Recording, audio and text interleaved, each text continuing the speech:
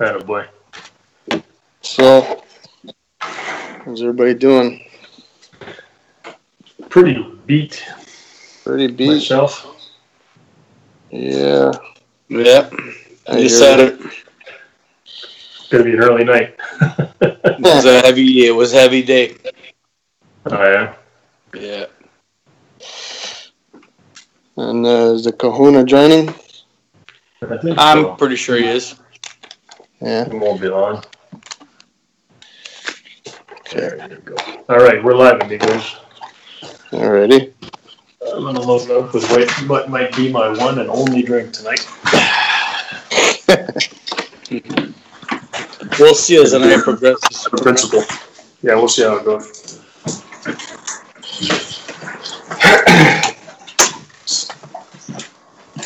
Get my hiney downstairs before my phone dies. Get that.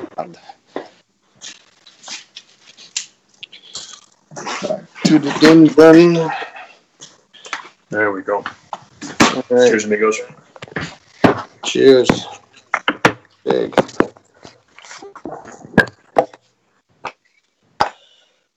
Plug it in. Plug it in. Yeah. That wasn't a plan.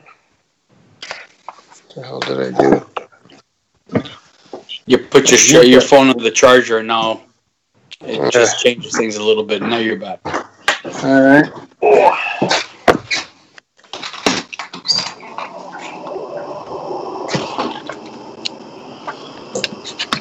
There we go. Oh. Oh. Yeah. Oh, fuck. There's Enzo. Good evening, meathead.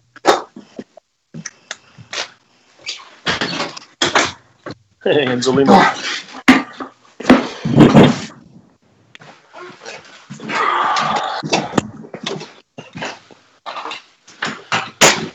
We're a quiet bunch tonight, Enz. Yeah, what's up? Sounds like setting up more than anything else. Sounds like what? Sounds like setting up. Oh. Everyone's taken to position. Better than assuming the position. Fuck, is that Jim Sutton? He's alive?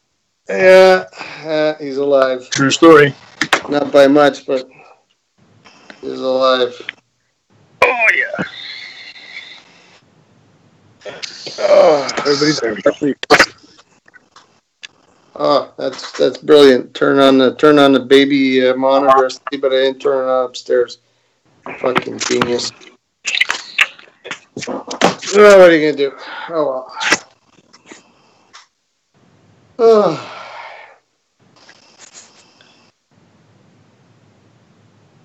Paul's in a Jefferson airplane video now. We're hoping he joins us soon because that's not the video I want to be seeing. Always wanted to be famous. So may I start this evening's very important and no doubt serious call by announcing that. It was the last night. Myself and the two boys, we went in the pool after supper, and we were in the pool, and there was a bunch of chaos. And Genevieve was inside, and anyway, so the little guy is taken to putting his little wingy things on, and he jumps in the pool by himself, right? He's 2.25 years old, and he holds his breath. He's figured it out, and he jumps in the pool, right? His brother, we couldn't pour water on his head till he's 10 years old now, till he's about 7 years old, without him freaking out. The other guy is trying to drown himself on purpose.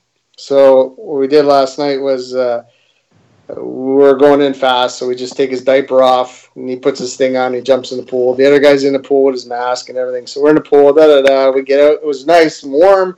We get out, and it's cold like hell, right, because it's breezy out.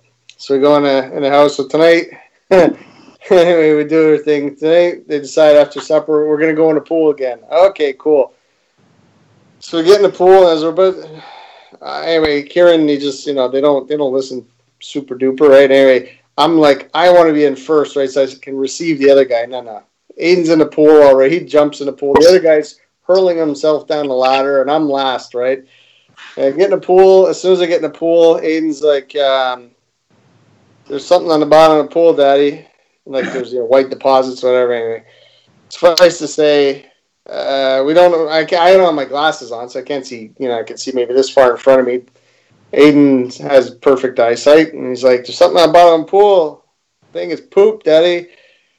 Okay. Anyway, sure enough, so there was a 45-minute ordeal. So I asked Kieran, did you poop in the pool? Yeah. So anyway, so it took a while, and they'd been soaking overnight, so the consistency was like next to, nothing.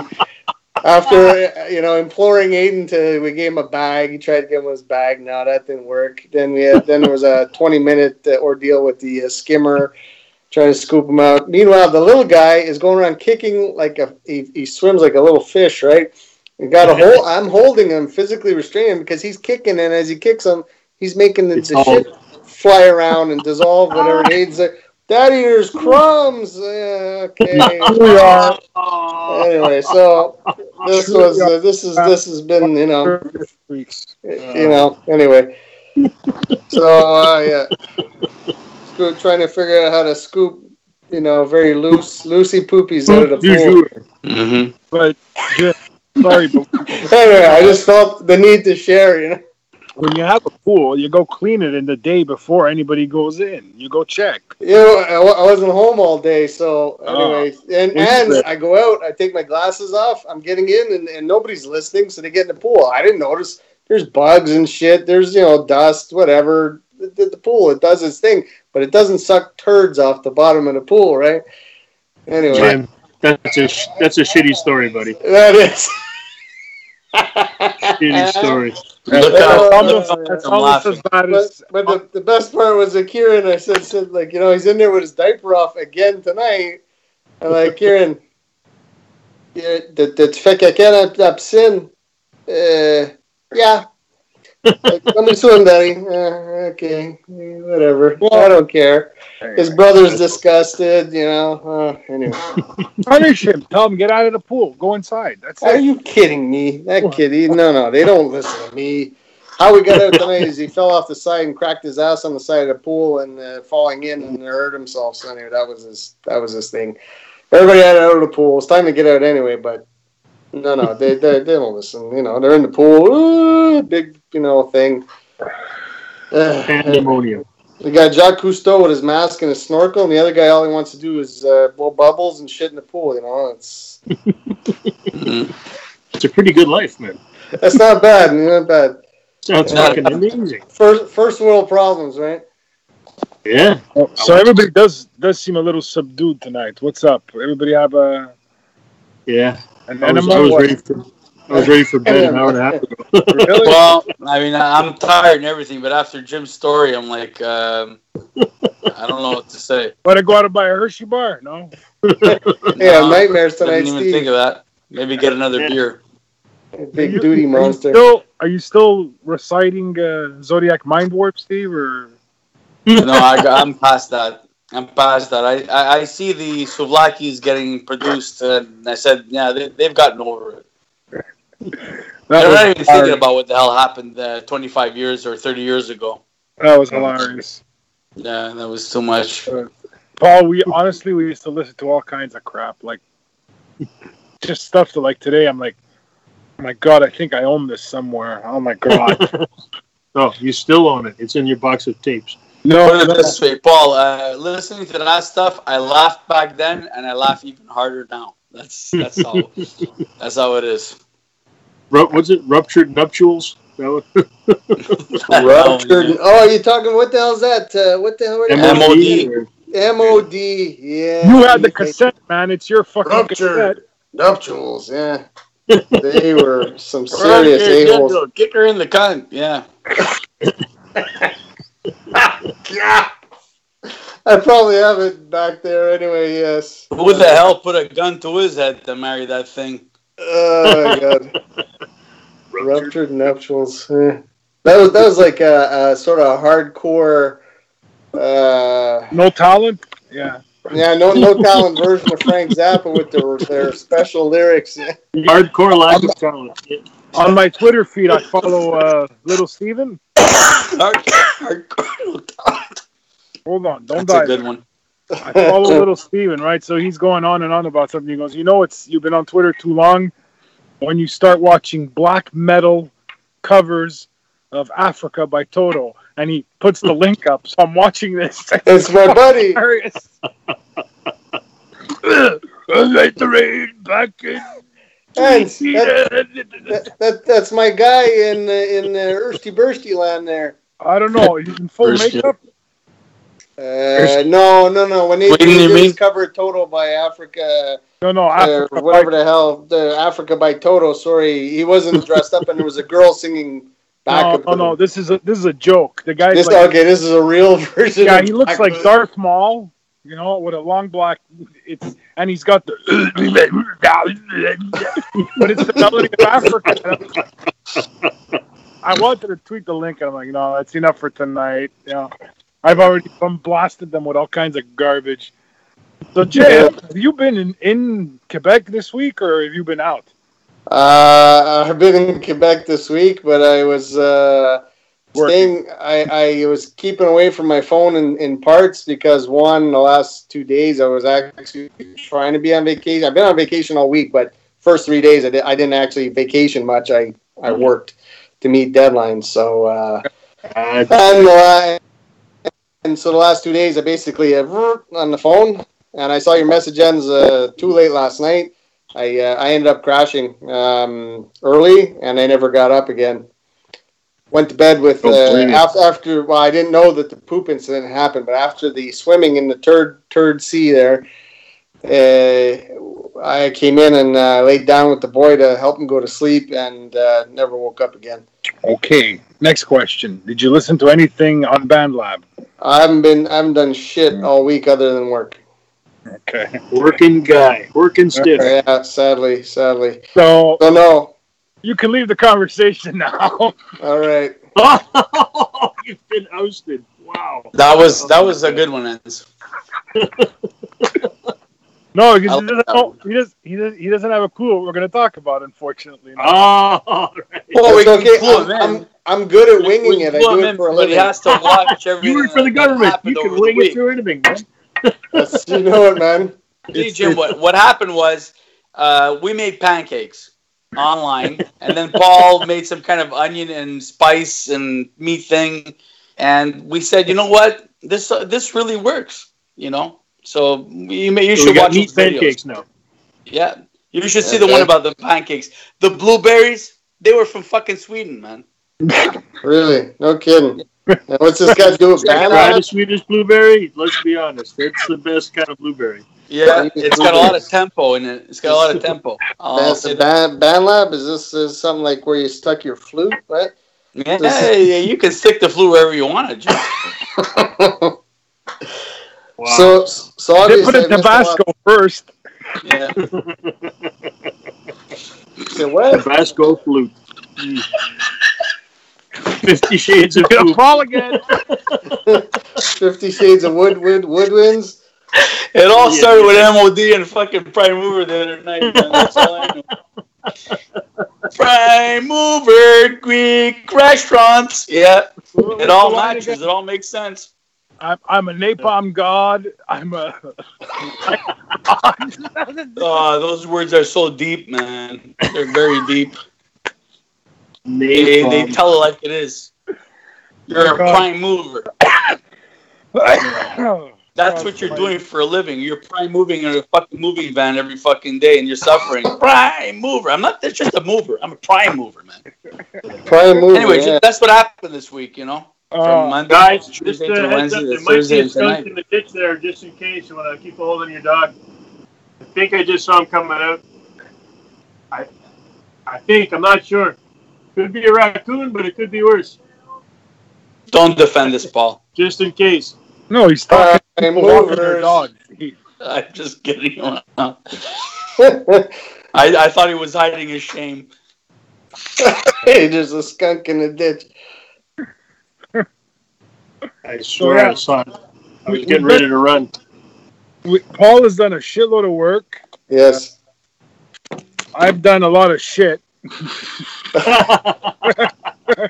And you got shit in I your pool. only work on Steve, what are you gonna- Sundays. Steve, where's your bowel movement? Steve is union, man. He only works 1 day a week. But man, you were No, actually, Ants. I assess bullshit during the week, and then Sunday I come to the truth. That's it. Excellent. Hey, by the way, the Soundbrender works really well. I strapped it around my calf, and I was like hitting along with it. And it's like, you can't fucking fuck up with this shit. You can't Really? fuck up with this thing. No, you can't. There's a light and there's a vibration, and you're hitting, and you're going, okay, I understand. 120 beats, no problem. And on Because yeah, that's where Do you. you know what Steve's talking about, Jim? it was Yeah, better I didn't read everything, but I understand he bought himself a special. He bought a strap on. there. Yeah, I It's bought a strapped strap to his on. member, and Yeah. Paul, Anybody want to try out the strap on? Paul, don't give him ideas now. Don't give him ideas. Don't worry. He's gonna say that He's fucking already thought about it. 84 beats per second or He something. texted me pictures, Ends. He texted me pictures. It's and like, it's got multiple oh. speeds. Right? I texted you all pictures. Yeah, well, that's You know, what I got. I left out the metronome part. I just said vibration. You know, that's Vibration. I understood it was like one of these kind of ride along things. Yeah, no, it was a smegma cleaner for the glasses. Anyway, yes. Vibratory cleansing powers. Oh dear. Anyway, so you're enjoying your new your ankle cuff metronome.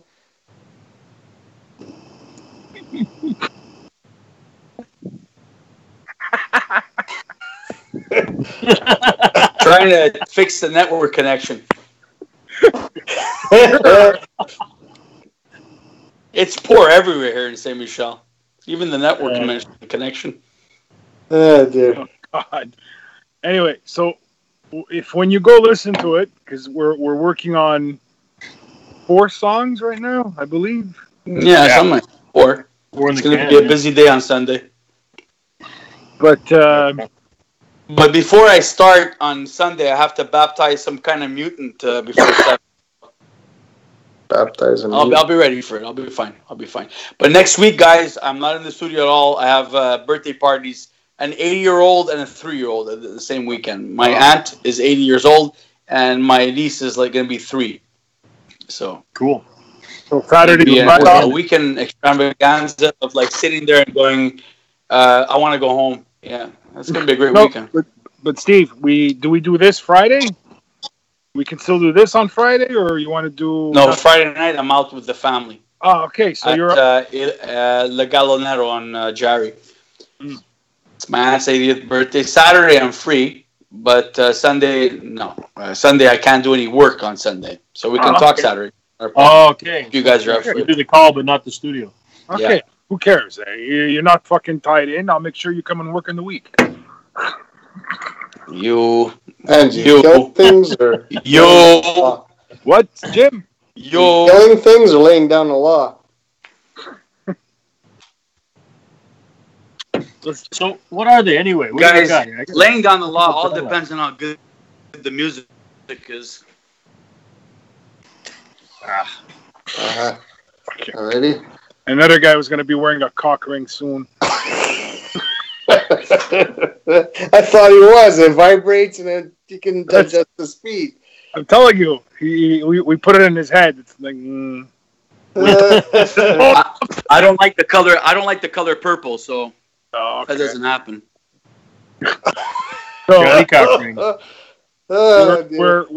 We've got a very cool. Paul's got a really cool version of Bridges in there. There's a Thank you for getting to the point, Hans. What? Thank you for getting to the point, Hans. Thank you. Okay. Enzo always keeps us on track. There's a work in progress, waiting for approval of Take It As It Comes. There is 2 versions of Love in Your Eyes, with a third to come down the line, and maybe tomorrow, maybe not, I don't know yet. And there's the Vibe. The Vibe is waiting for Paul to actually play real bass on it. You hear that horrible phone? That's my. Is it that loud? Damn, I can't hear you. There it is. Yeah, wait till he drops the goddamn phone in the can.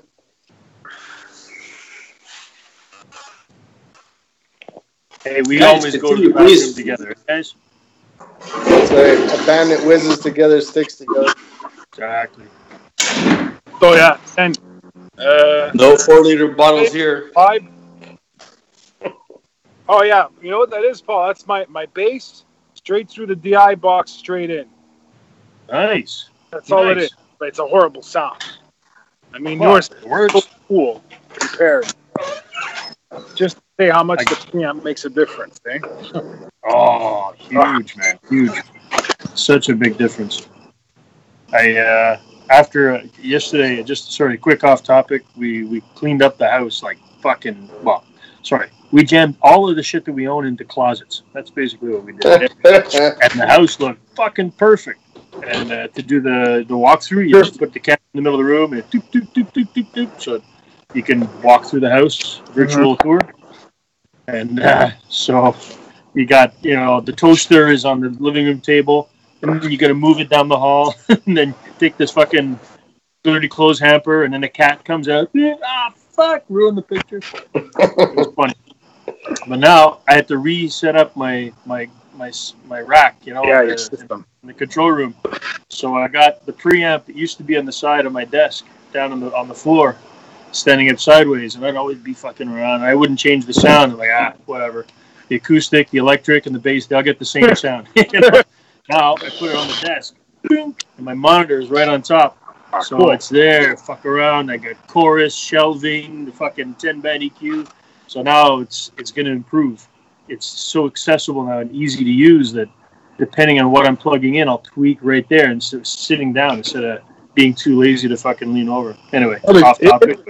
But it impresses me, man. That bass sound is impressive. It's going to get better.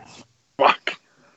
And he made a big breakthrough with the drums too. They sound much better. He's been playing with placement and whatever. The snare doesn't sound like a bass drum, and the bass drum sounds like a bass drum.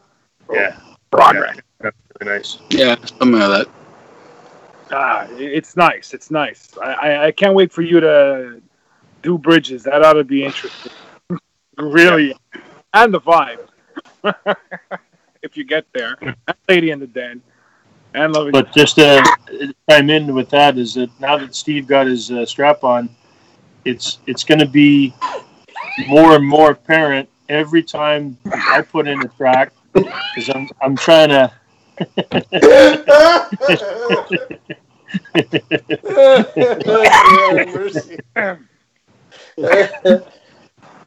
Pardon me, did you say track? What was I saying? Are you making me go to the pharmacy on Sunday morning? So I put it in the crack, but anyway. Go to the pharmacy on fucking Sunday morning. I can't believe it. Oh, I have to do what I gotta do. You gotta do what you gotta do, Steve. Sorry, go ahead, Paul. Sorry. Yes. I don't remember. I'll bend over and film a crack in there. Film a cracking. Yep, with my band strap on my calf. You're talking. You were getting to the point that with the metronome. That we're gonna get better. Right. So when I submit bass, acoustic guitar, and I allow myself to go off a little bit because whatever, I'll come back around in the second verse. But now Steve, he's like, well, wait a second, the guitar is off. Oh, now everyone else is the metronome Nazis here. Yeah. I thought I was being tough on you guys with clicks and now and ends. You even pointed out, did you play the bass behind the beat on purpose? Like he's giving me credit where it's not due. I was not being artistic. I'm like, nope.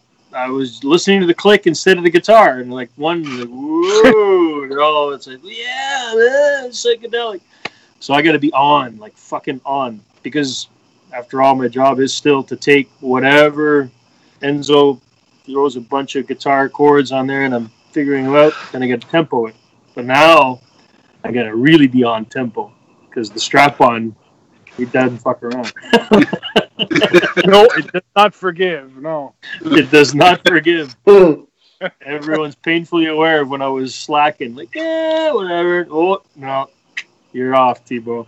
So that's good. It just makes me play a little tighter. That's it. No, but in bridges, with all the counting that you do, the extra track that you count, that makes a hell of a difference. Yeah. Cool. And you guys can control that shit, eh? You can turn that shit running. You can turn it down. So, Steve, what did you think? You finally listened to it all. Oh, I liked it. It's good. Cool, right? It's a good prelude to the tempo, that's for sure.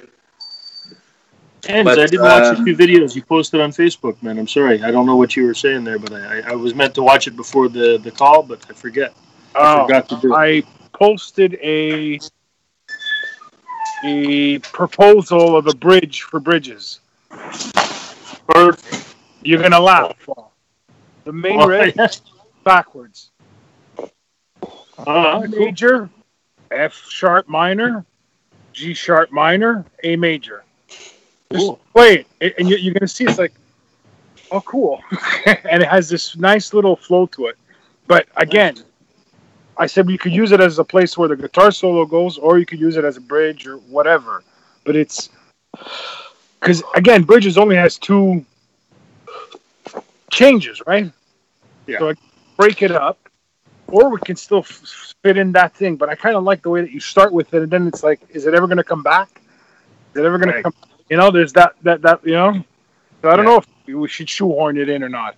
And the other thing I posted was the third verse, the last verse in Love in Your Eyes, when you, I think it's after you say, not passion, but on fire, full band stops. Like, cool.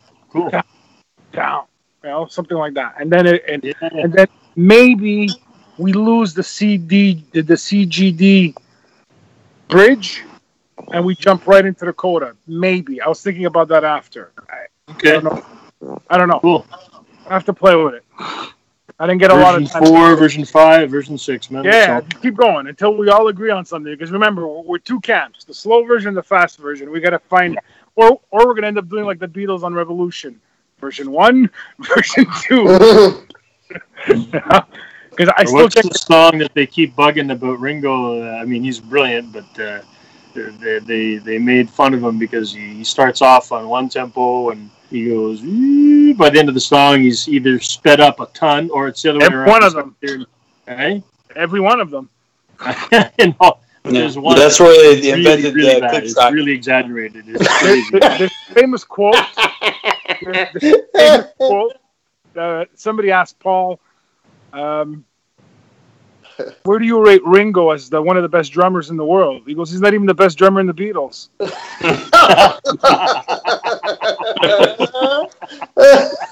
You, Mr. McCartney.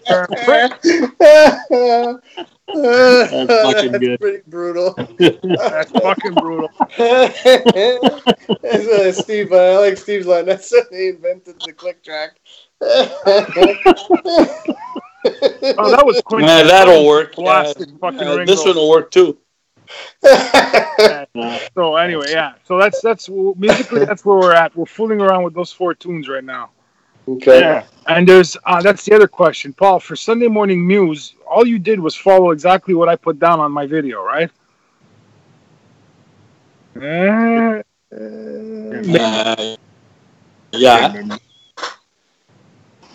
I'd have to go back and look. Can't remember. Okay, because I didn't. knew it. What? What, Steve? I knew it. What did you know? He's just trying to go back where he's like, which box do I have to go and find that one? You know, there's 20 boxes, man, to go back. You trying to remember, Paul? I gotta find it. I don't remember. Because My the way brain has been. I listened to it, I'm just trying to, because I'm like, okay, you followed what I did, but I was just throwing shit on the wall, right? So do you want me to go back and try and space it? It might help. Either one of us is going to just find it and then rehash it, because it's got to make it up to BandLab, right? Like a good version up to BandLab. Yeah.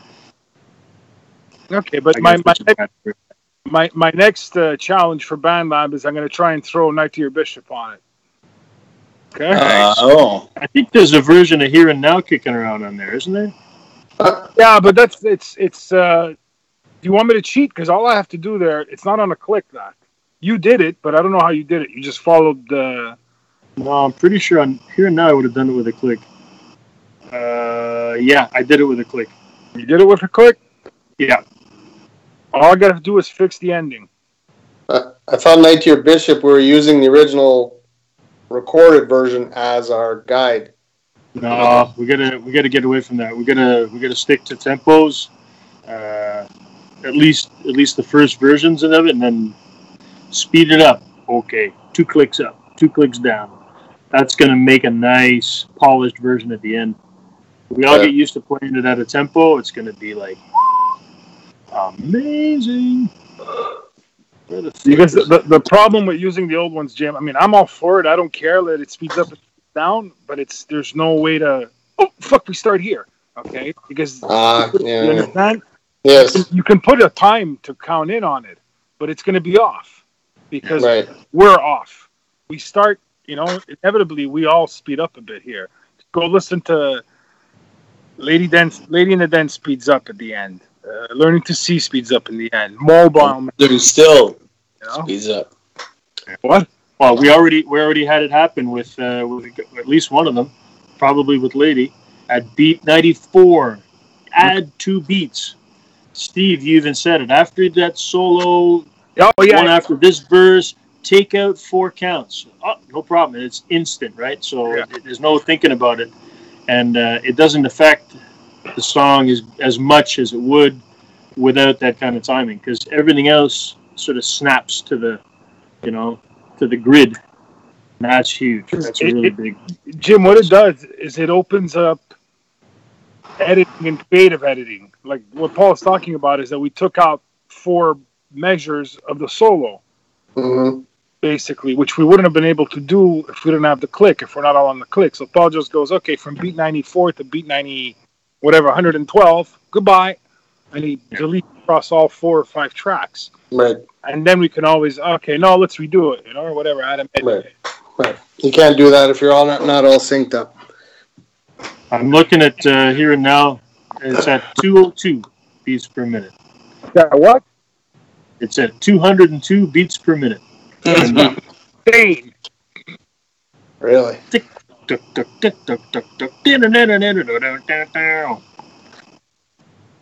And I'm playing a simple 4/4 over that, which sounds like might give you the impression that it's actually 120 beats, but it's not. It is. I doubled it just to get that density of the count there, but that was the cheat. Oh, okay, but you can in Cakewalk you can change the actual measures. That you still keep it in 4/4, but you add in 18 or whatever between the. You change the signature if you want. You can make it 3/4, 7/8, whatever you like. It keeps the tempo. Anything's possible. Because I know what I did for. I'm still working on From a Stone, right? And it's in 4/4. But what I did is I changed the fuck you call that? The time signature, right? The time signature. So it's still 4/4. It's still whatever 100 beats per minute, whatever it is. But the note value, that's what it is. 16/4 or whatever. So instead of going tack tack tack, you're hearing tack tack tack tack tack tack tack. But it's still getting 2 beats per measure, whatever the hell you call it. Because for some reason it makes me play it in time, whereas the other way I'm slouching or whatever you want to call it. Well, the way that I've seen to do it is it's like a track. Think of it as a track. So you got bass, guitar, vocal, and time signature, and you can turn it on to see it, and you hit it with markers. So at beat 94, you go from 4/4 to 3/4.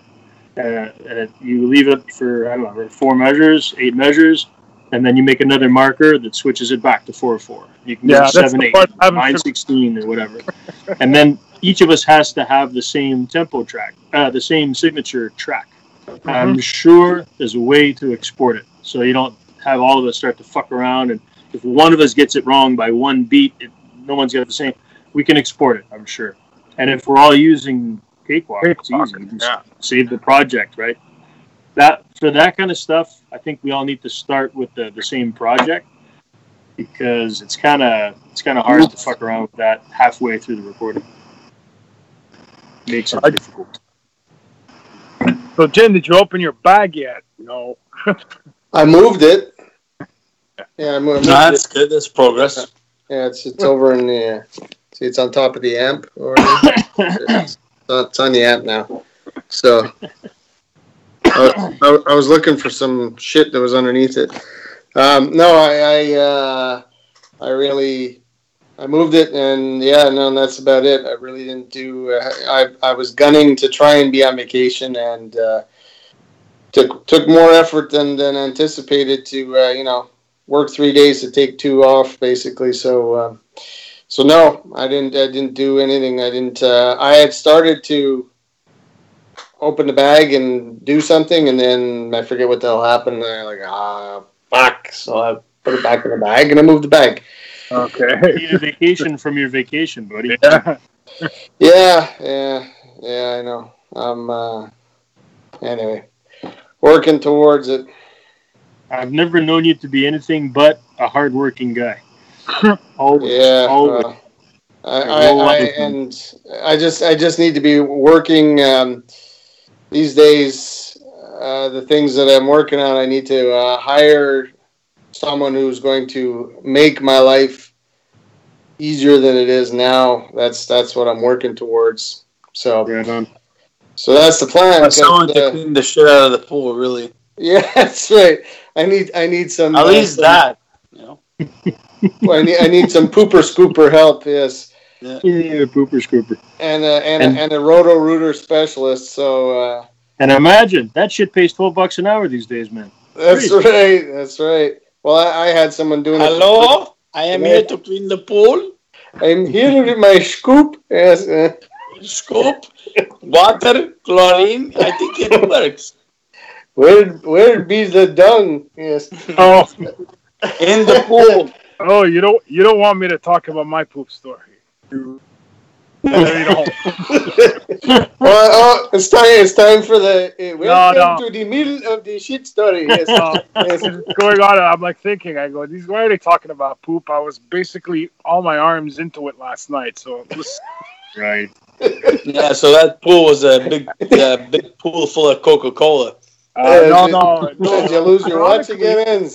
Ironically, Connor has never shit in the pool. Fucking knock on wood. That's good. He's never shit in the pool. This week, for some reason, he's been having shit in the pool at night. He has them at night. So one time it was at 4 a.m. last night. After I finished tracking that stuff and downloading, okay, fuck it. It's 11:30. I'm going up to bed. I go up and I always go check, right? So, I smell something. Okay, no good. So get him up. Come on. Go to the bathroom. Sits down. I'm cleaning. I'm like, fuck, it's one of these wet ones. I gotta fucking hose him down now. So at midnight, I put him in the shower. Doesn't he have a fucking seizure? Covered in shit in the shower. And I'm like, I smash the door and I go in. So now I'm covered in shit in the shower. So, fuck. My wife's like, what's going on? Fuck off. Oh, God. So then, it's about 30 seconds, 45 seconds, give or take, right? But the thing is because you can't hold him up. It's wet. So I got to let him go down at the bottom of the shower, right? So I'm making sure that he's okay, getting out, whatever. And then when he comes out of it, all he wants to do is go back to bed. He's still covered in shit. I still got to fucking clean him off. So I'm in there. Okay, wait. All right. Boom, crashed. Now I'm like, all right, now what do I do? I got to take a shower. and I gotta fucking get all this stuff out of here. Just like, but it happened to me before. Another time, regular shower, and just as I put the shampoo on his head and I lathered him up, he had a seizure. That was brutal because shampoo, right? Soap, like a fish, you know. You can't hold on. No, that was terrifying. But yesterday was just, I can't believe I'm fucking shit. So that's why I'm like, the poop story is like, God, that's all it's been all week. Okay, it's not only me, right? Yeah, well, and yeah. Mine was comic relief. Yours has gotten there's no comic relief. No, but you know what? Next week he goes to the respite. And today Carmi was with the CLSC and CRDI people, and we have a team.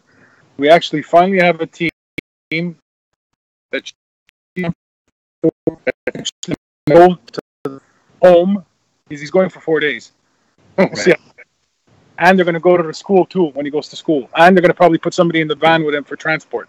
So we're like, wow, amazing! Oh, there's perfect.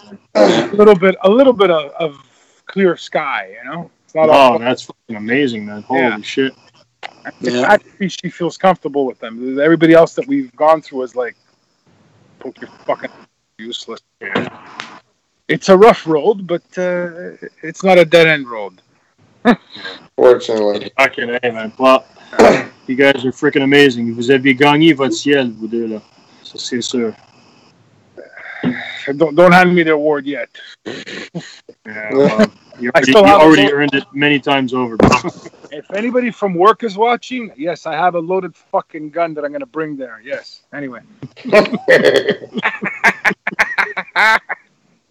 He cackled with glee, yeah. Mm-hmm. Yeah. I need a favor, ends. Is it legal or That's not? where it ends, what I say. Okay. Unmarked bills in an envelope, okay? Exactly. No problem. Nickels only. So what's next on our agenda? We keep... Well, we got a lot of stuff in the pipe, man. It's a lot of stuff on BandLab, and I'd be into taking even one of them into the next level with. I don't know if any of them are really ready to yet, but I mean, I suppose we could do Lady, just to get to that next level, right? I mean, you actually use Cakewalk all around the horn, you know, and get tracks on FileZilla to you, and maybe just try it. I gotta do some leg stretches on Sunday morning before I do Lady. Anything else is fine, but that song, I gotta do leg stretches before I can advance the tracks about, I don't know, maybe an extra minute before I go and get into it. You know what I mean? Chop knees up. Yeah. Well, any song, it doesn't have to be Lady. I put my strap on my calf. Yeah. Jeez, let's get a new name for this goddamn thing, Steve. You guys started it. Call it. I told Enzo the other night how wrong it was, but we can live with it. What the hell you call those things? I was gonna keep going. Now you're saying that. I'm thinking. I keep going a genital cuff, but anyway, what do you call that? Oh crap! It was actually cutting circulation from my leg when I tried it out tonight. Oh, that's no good. I was just above my knee, and I was like, I can see that I'm on time. Everything's good because it forces you to go there. I can't see my leg anymore. Except you're bleeding out of your nose. You know what? I'm stopping now because between the vibration and the tightness of the strap, it's like I can see my fucking veins on my bottom leg. I'll try to stay off the salt on fucking Sunday morning. Oh, jeez. It's going to be a fun day on Sunday. It's going to be a fun day. But at the end of the day, you guys are going to get some results. And I'm hoping that we're going to be able to see a little bit more structure at the end of the day. That's all. After the veins popping out of my legs. Yeah, but see, being my fucking Hitler for the day. Do you have to put it above your knee? That's fucking horrible. No, I tried it above the knee. It's not good. Below the knee, it's a little bit better. Okay. Yeah. It's closer to where I kick. For God's sake, don't wear it around your neck, huh? Headband, bro. Forehead. Put it right there. It's an MOD And cover especially band. not around my cock because it's going to be a long day if it's going to be that. A He long didn't get any frenetic tracks day. done, but he left. He stayed in the studio for 12 days. That's right. 12 hours. It'll be 12 o'clock Not in the one afternoon. track And go, these fucking Man, did he idiots. I have a knew they good were time. talking to me today. Viagra? We don't need no fucking Viagra. Nah. Got me a glow in the dark strap on you. That's right. Does it glow in the dark? They said it's got lights Yeah, on it it. glows. Flashes. Oh, okay. It glows. It looks like a fucking space age salad. Orange, green, blue. I'm like, what the fuck is this thing? Just tell me what fucking time it is. Is it 120, 125, 80? Just tell me what fucking time it is. But the wonder of this thing is like, Ah, fuck. listen The wonder- to. It's like a watch, really. It is because there's a dial around it, and just dial it to the time you need, and that's it. It's all done. It goes with DAW and everything, but DAW only on a fucking app on a phone. But in what I my was gonna case, ask. I have to work a little bit harder. Listen to the tempo and set it like this. Just like wind it, go a little bit. All right, there we are. 120, 125. It works wonders in that way, but I need a little bit more time for that because it works more with an app on the phone. If all the recording was on an app, it'd be great, but it's not. It's on my PC, my laptop, so I have to work it out a bit. Wait, And so, stop pretty much looking like you're going to give a 95% of what we favor do to a is one fucking tempo all the way funeral home director, please. Jim has band lab Make on. them look beautiful in the coffin. Make them look good. Yes, I have BandLab on my phone. I have band lab on my phone. I don't have the app because I don't go into Mixer. But I wonder if it would hook up in there. In BandLab on my phone, you can open the mixer up on my phone. You It looks download small. It looks a little weird, but it opens up, yes. Yeah, but you have to download the app. I downloaded... yeah, I have BandLab app, yes. Yeah, I don't. I just go in and look at it. I just see the mix from my phone. But that's it. You can download. I wonder if it would work. Because then it would sync up with the BandLab. But how the fuck is he going to listen to buds? That's I don't know. That's interesting, though. Yeah, it's worth a shot. Try it. Before I forget, Ends, Give it a shot. tomorrow, are you going to bring me a mic and a little stand and a Not a stand. well, okay. Well, that doesn't matter. I'll figure something out here with a guitar stand or whatever. I'll use my strap on. I'll strap it onto a guitar stand. We have to find a place where we can get these things cheap. Actually, Paul, the desktop one you have, where'd you get it? The desktop what? The stand. You have a desktop stand, no? Oh, wow. Where did I get that? Because I think steal it from? I think that was a 5-finger special. I don't remember at all where I got that. Well, Ends, you know where to look for them, short of going to like a music store, is years ago. Steve went not long ago, but Addison's. Now, there's an Addison's on the way over in Rock Forest, not far from here. They opened a store that I haven't gone to see inside yet, but the Addison's on Jerry years ago. They used to have all kind of mic stands because they used to sell to for different kinds of for studio work and stuff. They got all kinds of electronic stuff. So I don't ask Steve if he saw some there, but they used to have all kinds of mic stands and the little desktop ones and all kinds of shit. They have all kinds of everything over there, and cheap, and it's good. And Digiflex is a lot more cheaper than it is in a music store if you go to Addison because they sell Digiflex cables and stuff like that. Well, that's it. I think they have another brand, which is also very good, but they sell Digiflex, which I trust, and that's what I. Even though I know the other one's good. The only other I'm only thing using the other one as an extension for my headphones. So stands and shit like that. The only other thing I can think of is to find some place like a rental place that is just kind of flush and stuff, or you look it up on Kijiji or something. But I don't know how much a stand goes for, but Addison's is bound to be cheaper than going to Steve's or. Jim, it's $12. Yeah, sure. I got no idea. I haven't been. So. Even on Amazon, I think it's like $20, man. Oh yeah. Well, Is this for your studio, Jim, or is this for the wedding tomorrow? No. It's for here to record, so I can get my ass in gear. So I'm going to give him the 58. I got a 58 and the XLRs. I just don't have a stand for him. Oh my God! Fuck! I mean, I've got a. It's not a boom. It's just a straight up stand with a metal base. You can have it. I mean, just got to get it to you. It's. That would work. The only thing is, you'll only be able to adjust up down. So you line that sucker up wherever you need and just play in front of it. I don't know how that works for you, Enz, if you think it's a good solution or not. But I literally never use it. It's just it might be too high. Can't adjust it low enough, maybe? That's the only thing. No, you can, it'll go as low as 3 feet. So, because what you're looking at there, it's a 2x12 with the head on top. Now I could put that up higher, but in the meantime, I'll get a stand. Hell, I haven't even taken the thing out of the bag yet, so a stand is the least of my concerns right now. But if Enz is, I'm going to see him tomorrow.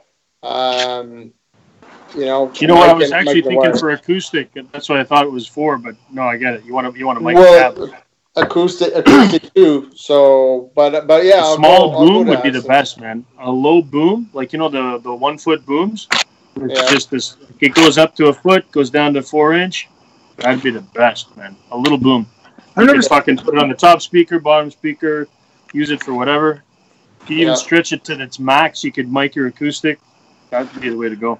Or a full-on boom that'll double over on itself, so you can put it really low or sing into it, whatever you want to do. That's what he had, and I stole it from him, and I'm not giving it back.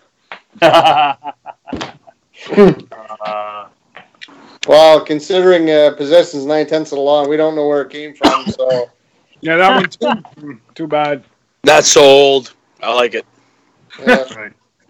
But yeah, that's all you're going to need, man.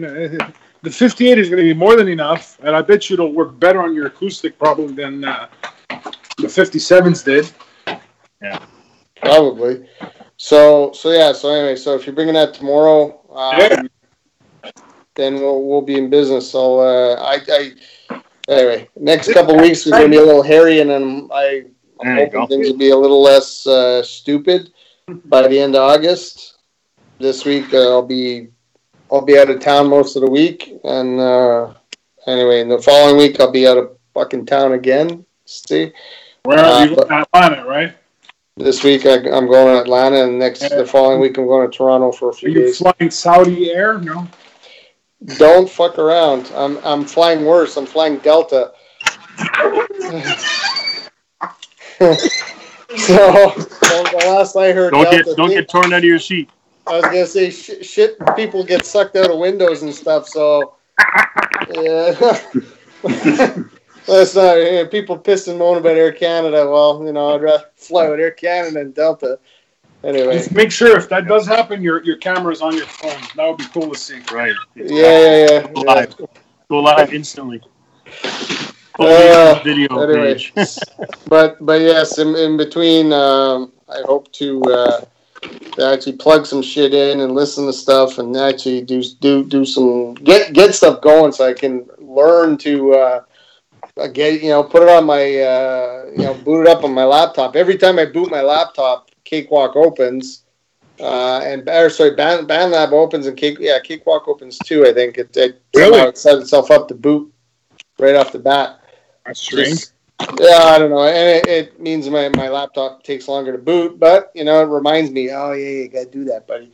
So and actually on a bit of a side note, yesterday didn't do a hell of a lot for vacation wise, but what we did do yesterday was go to the Sherbrooke Museum of Science, and I'll have to send you guys a picture, but there's a exposition at the Science Museum, and it's all about the history of rock and roll.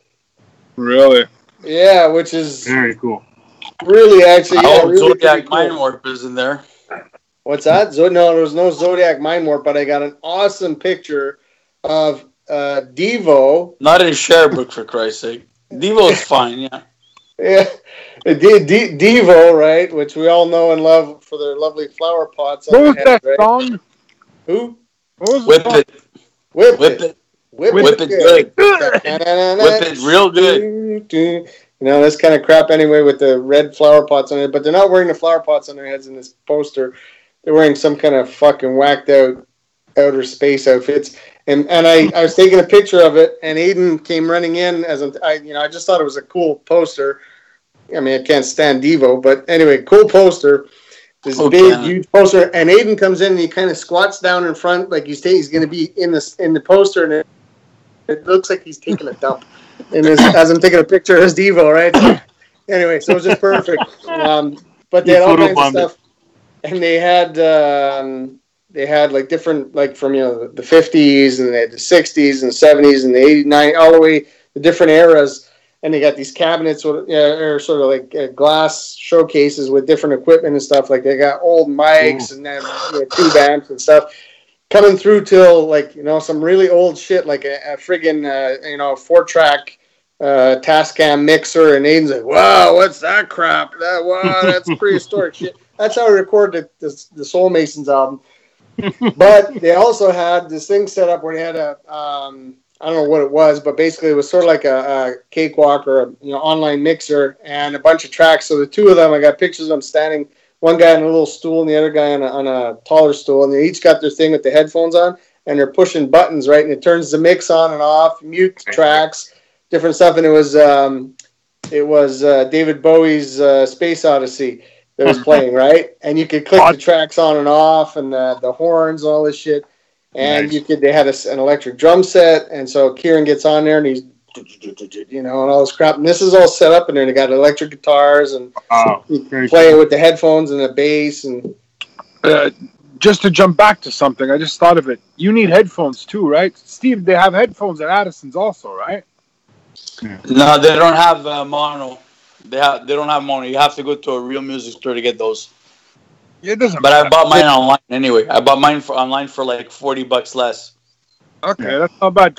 I got my Audio Technicas back for $40 less. Don't even go to a music store because with the tax and everything for the 30 on the Audio Technica, the version of the 30 is like $120. Yeah. But you can get something a little bit higher for about $80, slightly used. Yeah, like you might have to take off some smegma, but it's okay. Okay. Maybe I'll pay the extra $40 and keep the ear cooties and smegma away. I tried last weekend. I tried my. I'm okay, headphones. Jim. I'm fine. I'm really okay. Thanks. Jim, do you want the computer monitors? I have a spare set lying around in the garage somewhere. For me? No, Jim. Computer. He has no Jim. I don't need them. He's always using the buds, right? You're always using the buds when you listen. Yeah, it's or I just listen off the shitty little speaker on the phone. Just dip them in a bottle of vodka. It'll be fine. So I'll bring you the bottle. Do that. Bring you the bottle. I have a nice base. I'll ask you got a 58 and some monitors, man. Free of charge. Fuck. Awesome. Yeah. Well, that's yeah. If you don't mind, ends for the time being, and then headphone wise, I realized I need to get a decent set of headphones, and I tried my brother's last weekend. He took out of the box and bag. There is he has nice Shure headphones, and are they mono? Pardon me? Are they mono? For stereo? No, they're stereo, I believe. Doesn't matter. He's listening to mixes. Okay, to listen to mixes is fine, but he's listening to the mixes. What difference does it make for him? No, not for that. It's fine. Okay. Why do I need mono headphones for stuff? Only if you are mixing, but listen to mixing. It's stereo is fine. I ain't mixing dick. I'm gonna try and lay down tracks and I'll let the man in the bottom right corner of my screen do the mixing. Hey, I'm in the bottom right corner. Yeah. For me too, bro. Me too. For me, you're in the bottom left corner. It's consistent. So anyway, so I do realize I got to get a set of headphones because I don't have. I did have a decent set, and I tossed them a while ago because the plastic, they're so fucking old that fell apart. So anyway, like me, I'm so old, I'm falling apart. But so those little buds that come with the iPhone, they sound fucking awesome. It's just that it's a hassle of fucking. Yeah, it's a pain in the ass. Yeah. No, when I was recording, I like closed headphones. Yeah, well, yeah, to record that's actually better. But when I was recording this week downstairs, I was so close to fucking just tossing everything. You know how many times I stepped on the headphone jack? How many times it curled around the guitar jack?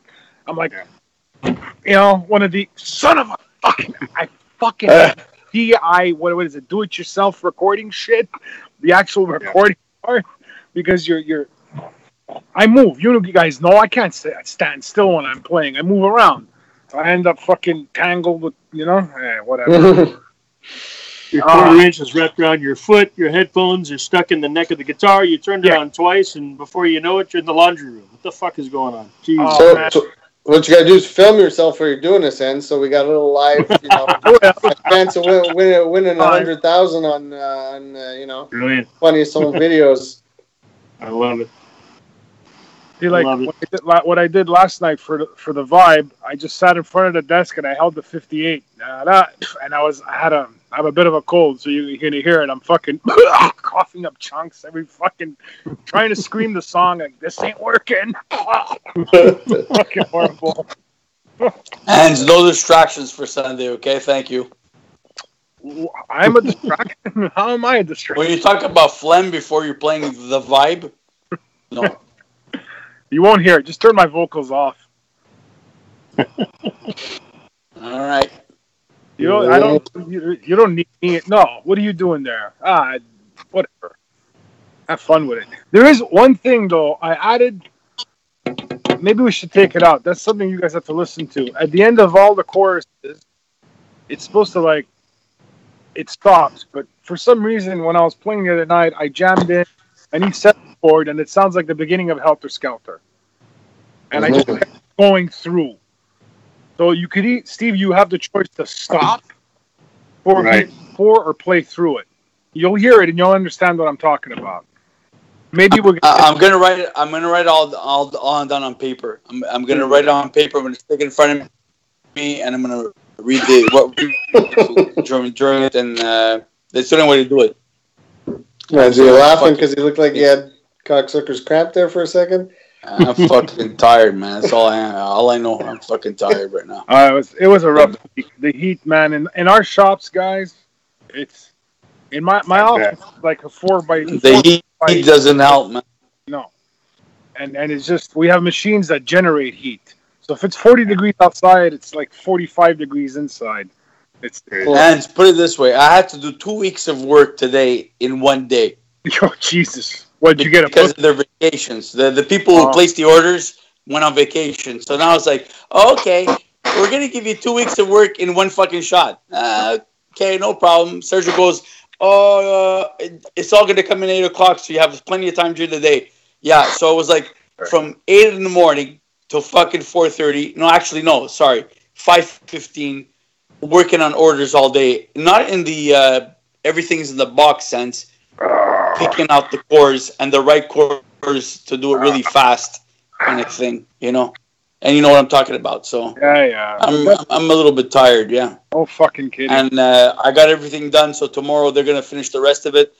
And I'm going to be looking forward to a fucking prosciutto sandwich at around fucking 11:45. There you go, man. Meat and bread. Bring it on. Because buttery pork. If I remember, I hope Sergio follows it too, because we're supposed to follow. But when it's over 40 degrees, you're mandated a 15-minute break every hour. Mm-hmm. No, he just sends everybody home at the right hour. He says, just go home. 4:30, really? Just go home. No overtime. Oh, okay. He doesn't keep anybody till 6, 7 o'clock at night. He just tells everybody to go home. Oh, it's too hot. You can't work. Too hot. You're not working right. At one point in my office, I got 2 computers, 3 printers, and I'm sitting in an office that's basically 4 feet by 6 feet with no fucking outlet. My door's open and I have a window. Like my office is any better, At one point, I'm like, my head, I'm not sweating, but I'm fucking hot. What's going on? Okay, I think I'm having heat stroke. I got to get the fuck out of here.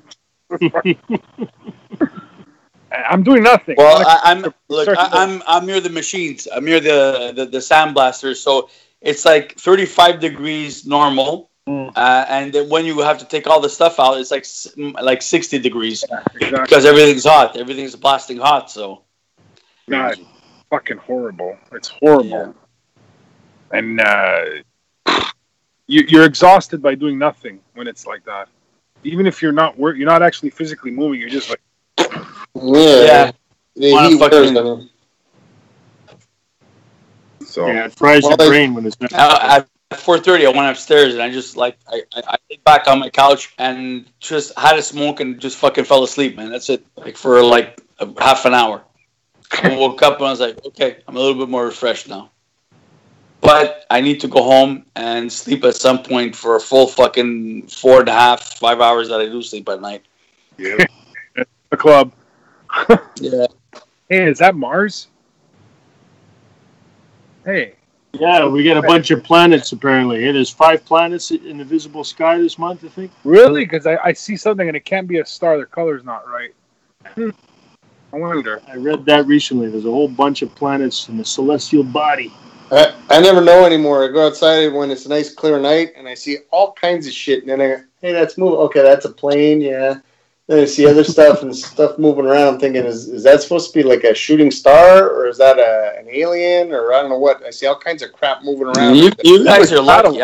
I can't see that. Oh, it's a fucking firefly. Okay, yeah. I can't see that stuff because there's too many refugee farts going on to block the fucking view anyway. Yeah, not too many refugee farts around here. There's No. farts. There's coming for you, Steve. There you go. Refugee That one was for you, Ans. That one was for you. It's a beautiful night out here, gentlemen. It is. It's not too hot. It's cooled out. I don't know about closer to town, but here it was a lovely day. It was hot. After 12 there, it got stinky again. At the end of the day, it was getting stinkier, but it wasn't. This morning was fucking cold out. Oh, it was beautiful. It was. Yeah, it was beautiful. Until everything smelled like a fart at 10 a.m. in the morning. Is that my wife? I saw somebody walk by in the back. You better hope so. Oh my God! It's time to go. Hold on, I got to get a ball bat. Bing, bing, bing, bing, bing. Okay, back to the show. They're not far. Hey. That is cool, though, huh? Hey, Paul, are we popular in China yet? What's that? Are we popular in China yet? Only in a certain canton. Only one canton. Walk by in the phone. Only in a certain canton. You guys need to improve your show. You need to have more lights. The guy bare-chested, I don't like, but you need to improve show. Yes, I steal your IP. Cake Masons. That's the difference. More like dumb Masons. Soulmasons, yeah. They're gonna steal our intellectual property. Somehow they will. Not much to steal. Hey, I take offense. Hey, I was talking intellectual property, not the real IP. I saw a devil in Damage Dawn. You know that if that happens, we're fucked.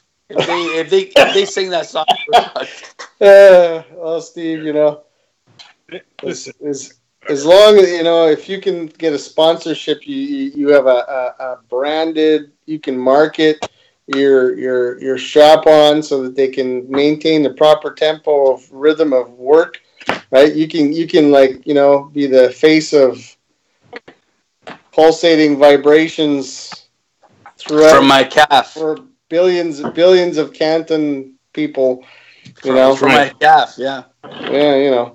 Listen, right now they're more on our side than anybody in close proximity. I think that's true. That's true. Something like that. That is. Anyway, what are you gonna do?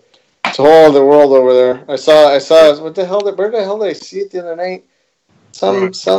I don't know. I don't know if it was on the news or something. Something about North Korea. They have shows. They got all these bars across. Like, they're big because they're sanctioned, right? They're not allowed to go outside of North Korea and blah blah blah. Anyway, there's these North Korean bars that are all over China, South Korea, in Asia, and even elsewhere. They get about, I don't know, like they're owned by North Korea, and it's outside of North Korea, so technically they're breaking the law. But they have, it's like a sort of like a USO kind of show, and it's all these like cute young North Korean women. They're all multi-instrumentalists. They come and sit at your table. They serve food. They cook the food. They serve the food. It's like a mobile bar kind of thing outside, and they're raking in about $100 million for a little rocket man every year by running these bars outside. Like, get a taste of North Korea outside of North Korea, and I'm like, that makes no sense. Well, I know, but I'm like, how the fuck am I seeing this? And how come I got to work way too hard to make the money that I make? Way too hard. The brain cells are frying, and there's little rocket man sending out his people to show off the food. Where the hell did I see it? They're like, oh, the food is great. I don't know where I saw it. It was on the news or something. Anyway. But it was like, don't eat McNuggets before going to bed, Jim. It fucks up your sleep. Yeah, I know. Anyway, I saw it. Steve, I see your strap on and I raise you cheesies. What are you gonna do? Seriously. Oh, what are you gonna do? Anyway, guys, it looks like we know what's going on. I've got guide tracks to work on Sunday. And I hope everything goes well, because by the end of the night, you should be able to hear them. And Jim, you know what? I got to tell you, I know you're a busy guy. I really know you're a really busy guy. But, you should listen to some of the stuff that's going on. Actually, pick up a pack of Humpty Dumpty chips or something like that. Sit back, relax, kick back. Even if it's 1 a.m, have yourself a beer. Buzz a little bit and fucking listen to what's going on, because there's a lot of stuff going on, and we wanted to talk a lot about that, but you know what, sometimes you just have to like fucking let go and just like fuck it, and we know it's work, but it's Friday night, we're enjoying ourselves and everything, but have a listen, really. I will. Well, see, it's only about almost 10 to 11, so it's not quite past my bedtime yet, so I may actually listen tonight. After I give a little urine sample, I'll do what I can and see. What the fuck was that? Yeah, skip I it. raise your strap on and your cheese. Let's not get into that. I give you a little urine cup there. There you skip go. it. Number 2, number 1. What else is there? Never mind. Come on. Oh, there's sperm samples. Fecal matter. Yeah. Anyway, and throat swabs. But anyway. But wait a second. Did I just hear? There's someone that I'm actually used to having lay down the smack and push people, and his name is Enzo. And did Steve just push you, Jim, to start fucking? He's laying. You got 2 smack downers. What the fuck just happened, man? I think they're on the bottom. They're on the bottom of my screen on either side, and it's a little dark. Yeah. One guy's eating cheesies, and the other guy's picking his nose, and I can't really see him. And because he needs a vacation from you. He's thumbing his nose at me with his, Man. I hear you dropping the gauntlet there. Yes. Tough crowd, man. Tough crowd. Or whatever it is that you use, a sock. I don't know. Anyway. Yeah, the vibrating gauntlet. Steve.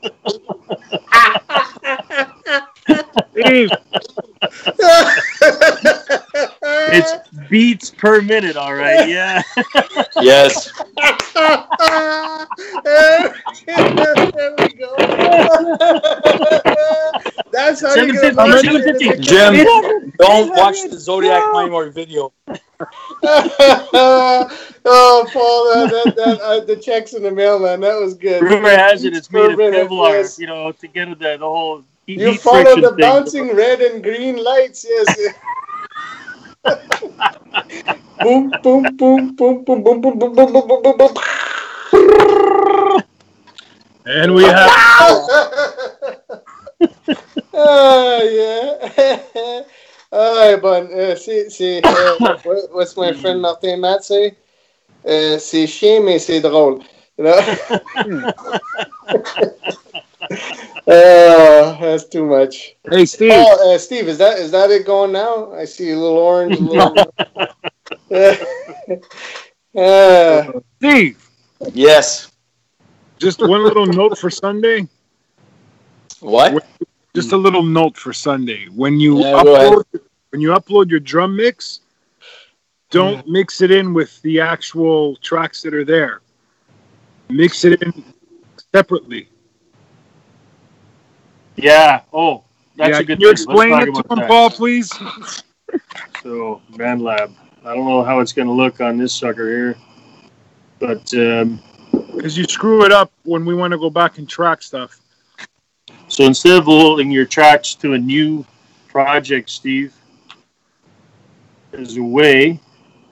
When you've got it open, I'll just try and get one going here, just so if I can show you. That would be great. Anyway, keep in mind, it's on my iPad. It's not the same. But you're going to export from Cakewalk. Export each track as a mono track instead of a stereo track. Because you can choose. You can export it as a mono track. 44,000 16-bit en masse. And when you get into... what the fuck am I doing? I'm breaking stuff. No, but Paul, he doesn't have to go individually. I don't care. No, but I'm just like, you're right. I mean, you want it in a mono track, right? You can do a stereo. You can do a stereo mix. But if you're doing kick, snare, and all that, just go mono. Otherwise, you're right. It's true. You can go stereo. No, but he can even do his own mix, because what he did last time is he did a mix, but what he did is that he mixed the drums with all the instruments. So then one track. So then I couldn't go like, okay, I want to take out higher volume on singing or lower volume on bass, or, you know? Right. That's the thing. So my fucking iPad is not cooperating here, unfortunately. I would love to show you. But when you've got BandLab open, Steve, in a browser, and you've exported your track, stereo mix or whatever, and you open up the editor in BandLab, right? Yeah. So you can see each of the individual tracks. And I'm trying to fucking show you what I'm talking about. Open. Come on. So somewhere you've got like a window with your files where you've exported, right? Mixed down or audio tracks or whatever. Anyway, I can't show you because it's fucking breaking on me. But those tracks are there. And the last track, just beneath it, there we go. It says add track. You can see that. Yeah. You don't see the add track, but I think we all know what you're talking about. Sure. There. Add track. Yeah. But on the PC, it looks different. It's an actual whole sort of gray line with no track in it. And it says drag file in here. Yeah. And when you do that, you drag it in, it's going to load your file. Drag it over to the 0 mark, like drag it to the left so that it's also 0 with everything else. Hit save, and you're done. Let it go. You know how it is for fucking 10 minutes until it's done. Whatever. That's going to be awesome. That way we can go in and we can adjust the volume to whatever we need and then download the mix so that it becomes our own version of the guide track. Can you add effects and shit on it? All that. Because then, Steve, if you do it like that, I can download your drum.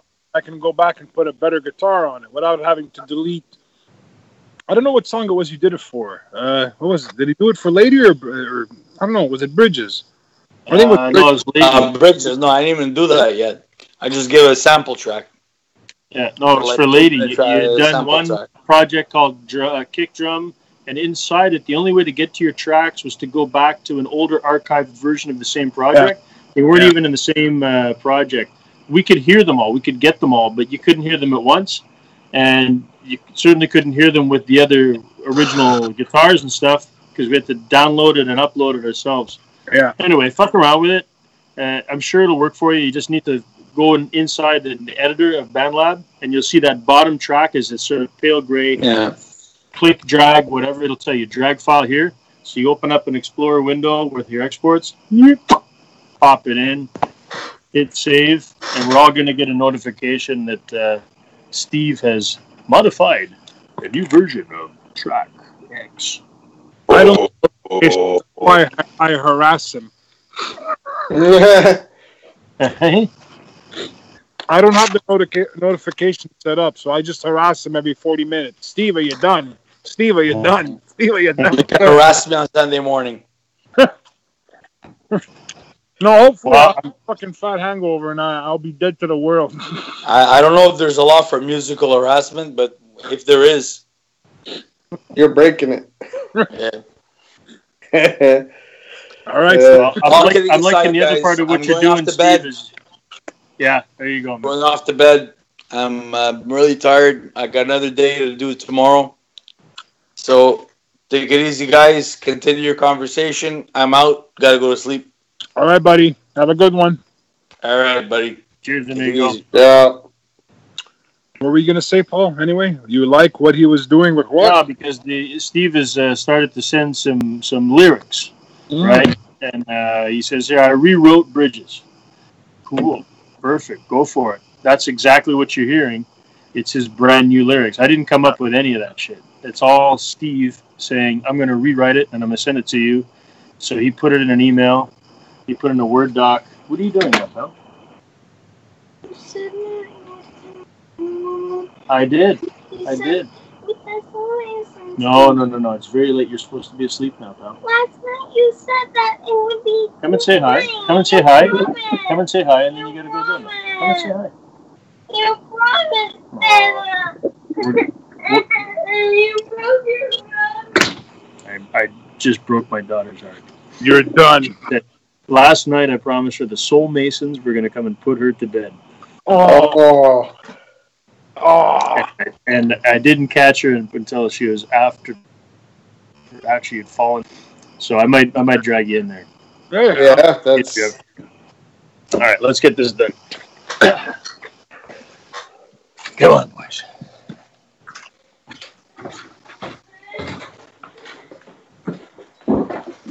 We have another scenes. Cassidy wants to say night with the Soulmasons. Hey, Cassidy. Stop your whining, pal. Here, but I gotta turn on the light, okay? Okay? So they can see you. There we go. Hey there. Steve already went to bed because he's fast asleep, but you remember Enzo and Jim? Hello.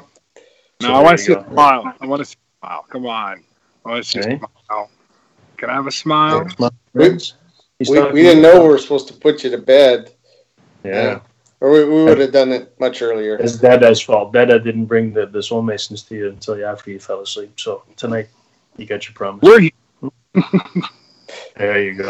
But you know what? Out of the whole gang of us, including Steve, you're up the latest. Yeah. My Aiden, you met Aiden. He's asleep. He better be asleep. The little guy, he's been asleep before I came down. You know, asleep, Michael. Well, Michael, that's right. at the time down. Were you with happy birthday to Michael? Yeah. Mm-hmm. I tie him down at night. What's your favorite Soulmason song, Cassidy? Do you remember how they go? I'm a mobile man. I don't like that one. You don't like that? No, that's a dirty one, right? That's a dirty one. Which one do you like? Do you remember? Radio Nowhere. I like Which that. one? That's Bruce Springsteen. That's Bruce Radio Springsteen. Nowhere, yeah. But we were singing the other night. I seen love in your eyes. No, I don't like that one. You don't like that one either? Wow. Tough critic, man. Tough critic. And you were singing it, too. You came out of the bathroom. You took a dump, and you were singing Love in Your Eyes. I remember. Show them boots. Show them boots. Hey? Boots on, boys. Yeah, man. My dog Boots. Okay, say goodnight. Now I'm going to go finish the call. Okay? Good night. Guys. Sleep well. All right, go to bed now. Okay?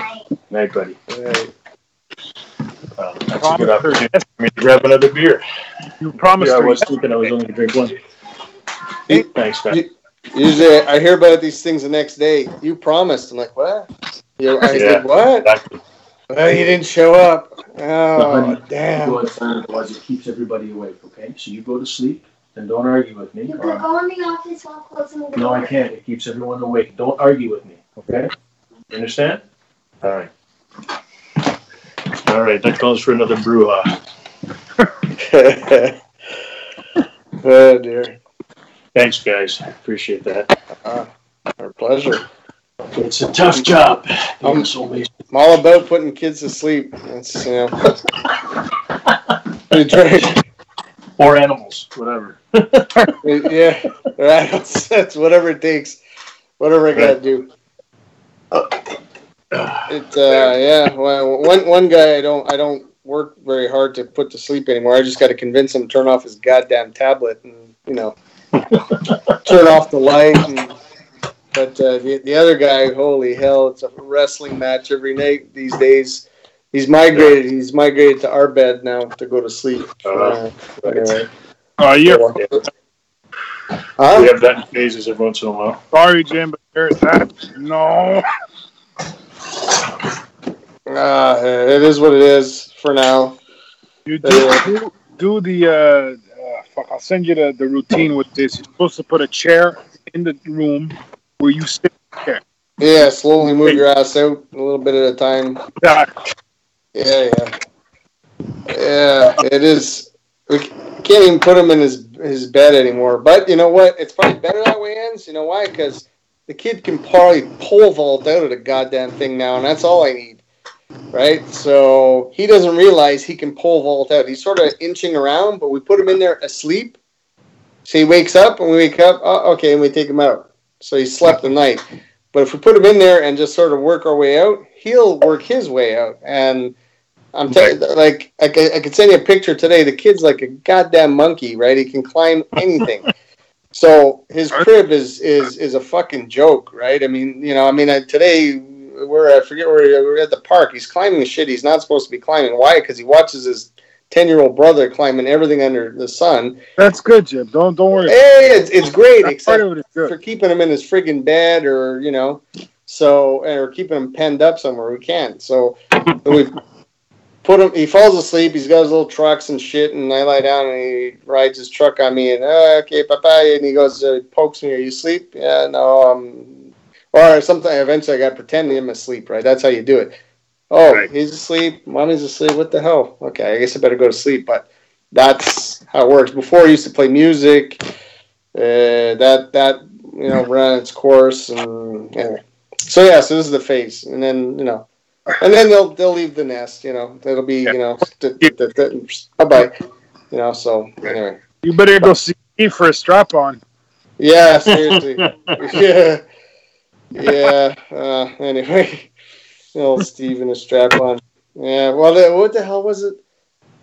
Anyway, Aiden's getting too wise. The little guy's he's too wise too. But anyway, yeah, they're growing too fast. So I figure I take it as as it comes in the sense of enjoy it. It's a bit of a pain in the ass, but it'll be gone like this, and we'll never have that again. And absolutely, man. Absolutely. So they can look at it. Well, that's the way try and look at it. It's sometimes pretty frustrating, when you're, oh my God, are you gonna go to sleep? I'm ready to sleep. You're keeping me up here, man. And I shouldn't be, but or you're just getting to sleep, and then a goddamn dog hears a fucking deer fart across the street or something, starts barking or whatever. So, but you know what? In the grander scheme of things, there are so many other terrible things that could be going on or whatever. So if it takes a little longer to go to sleep, not a big deal. Yeah, it's a good attitude. But I get it, though. When you're in the moment, I do a lot of yelling and screaming and swearing. And I sit back and like, what a fucking terrible parent I am. And then the next morning, they'll say something really smart ass that just cracks me right up. And exactly. No, go to bed before I lose my temper, pal. Because I don't want to be inside. Your mother's right there. No, but I can't even. She's right there. I want you to come inside. No, it's going to keep everyone awake, though. You're could go in her office with her door closed. I don't care. Doesn't I work. just want you inside. I got to go negotiate with my politician over here. What time are you going tomorrow? I texted him earlier, and he said to come around 1:32 just to run through a few things, I guess, in terms of how the procession will go. So we're aiming to leave. I told Genevieve if we can leave here by noon, just in case, because when I went through last Saturday, coming in, the Champlain backed up a bit. And don't go by there. No. Yeah, but I'm coming in on the 10, and then I go along the 30, right? Mm-hmm. So, but it backs up before the 30. So Really? Ooh. Well, it did. I don't know, but anyway, we'll follow in the traffic and whatever. But and the tunnel was backed up. I was on 132 because I actually went in Brossard. So it was the tunnel was backed up all the way through. So I sure as shit don't want to be late, right? So better a little bit early. We'll see. I told Ken there's no way in hell I can be there at 2. I go, I can probably be there by 4. He goes, okay, I'll just delay everybody. Well, he, as far as I know, he said I think he told folks 2-ish because he plans to have the ceremony done in 15-ish. Yeah, he's not farting around, and it would be eating, I don't know, something around like, give or take 3 or so. So, because he knows, like, my parents, they're not going to stay too late. They're not staying overnight. They're coming home because the dog's at home. So there's not going to be a whole whack of people. And how many people is it? I thought it was 30 or something. Something like that, yeah. I mean, but there's a bunch of people, like, from Annie's family. Like, a lot of it's for her mom. Yeah. In some respects, right? Because her mom's going, dementia and Alzheimer's, and her sister, her. I was gonna say her brother, but no, he's not around. A bunch of people from her side that I don't even know. I mean, I know my parents are going. I know you're going. I know I'm going. That's it. Okay, cool. You know what? Did you hear what my wedding present is? No. Mandated by your brother. What's that? case of beer? A strap on? What? Lynchburg lemonade. Oh yeah. Yeah, nice. Yeah, so I have to prepare some lemonade tomorrow. Okay, there you go. You know what? It's just going to be simple. We got to schedule a weekend, like you said, because you got to try my lemonade. I'll probably won't remember it when I do. Be on my ass. It'll be that good. Oh yeah, it's for sure. Literally, it's the ultimate summer drink. I mean, it's like, oh man. Yeah. So just enough. Strap your feed bag on tomorrow ends. I told my brother that I was purging tonight, to cleanse the system. And well, I'd kind of expect him to be generous on the culinary side, right? I mean, he is a cook after all, so you want to expect the best here when you're heading over to someone who knows how to cook. I can't say Ken always does like birthdays like for Shannon and Travis over the years and different things, and he always cooks up his own stuff and makes a little menu of whatever. It's not particularly. Well, no, you know what? I won't. I shouldn't say that. I mean, I'd say it's not like you go over and have hot dogs and hamburgers and that's it. Like it's never quite that simple. Usually has a theme. One year it's like he wants to make Mexican food, but he makes things his own way, or he does different stuff. And I was saying to Genevieve the other day, I said, well, do you know what he's making? I said, well, he's getting the stuff. He was off this week, work. So the guy who was replacing him at work, he went in after, and he was going to do his own stuff. So he uses he has his own kitchen at work, right? And he was doing all this stuff. And he was going in today at the end to go in and pick it up. But the guy was going to make the recipes for him. So he's making a shitload. He's getting burgers. He is getting burgers. He's got sausage. He said something about salmon. Oh yeah, well he told me he had like a pound of salmon or something, like kilo salmon for in part for Travis and whatever. I'm like, but okay. I'm like, when he said that to me. He goes, I'm getting a kilo of salmon. I'm like, are you out of your cut and picking mind? Like, I'm not eating a pound of salmon, man. Get a bag of chips and a hot dog here. What's going on? No, Travis and there's other people like everybody loves salmon aside from me, maybe, but I'm special. So give me the hot dog and the bag of chips, and I'm good. But yeah, you never go hungry when you go to my brother's house. That's what I kind of figured. Yeah. Yeah, no, nobody's. There's not going to lack for nothing, So I'm not worried. And what I understand he's going to do, and that's how I saw Gilbert last weekend, was that when you go out, his yard's not very big, but there's a little door goes out into the sort of passageway. It's not an alley as such, but it's green, it's grass, and you just kind of hang the left. What's that? It's a utility access. It's like utility, exactly. It's for hydro. And you go out, and then there's this like park with all these massive trees and lawn, and it's like on the corner. It's a cul-de-sac for the townhouses there, and I didn't even know it existed, but apparently everyone has one there, but theirs is the only one that's really kind of isolated. And so he figures he's gonna put up maybe a little kind of one of those little tents or whatever, and gets crowded in his backyard. We go out in the corner. So 30 fucking degrees. I'm staying in his basement. Fuck that. Well, I expect we'll be in his basement. Depending, I mean, there's bound to be this going on, but he's got his drums set up, right? And I helped him tweak them last weekend. And I know he just got himself his electric kit there. Yeah. Yeah, and he's got it downstairs having some fun, and he wanted it to be available to, have folks try out. And certainly, I know Aiden and Kieran will be down there bashing away at it amongst other kids, right. I guess, or whatever. I mean, I don't know how many. There's not really any small kids left. Oh, I don't think so.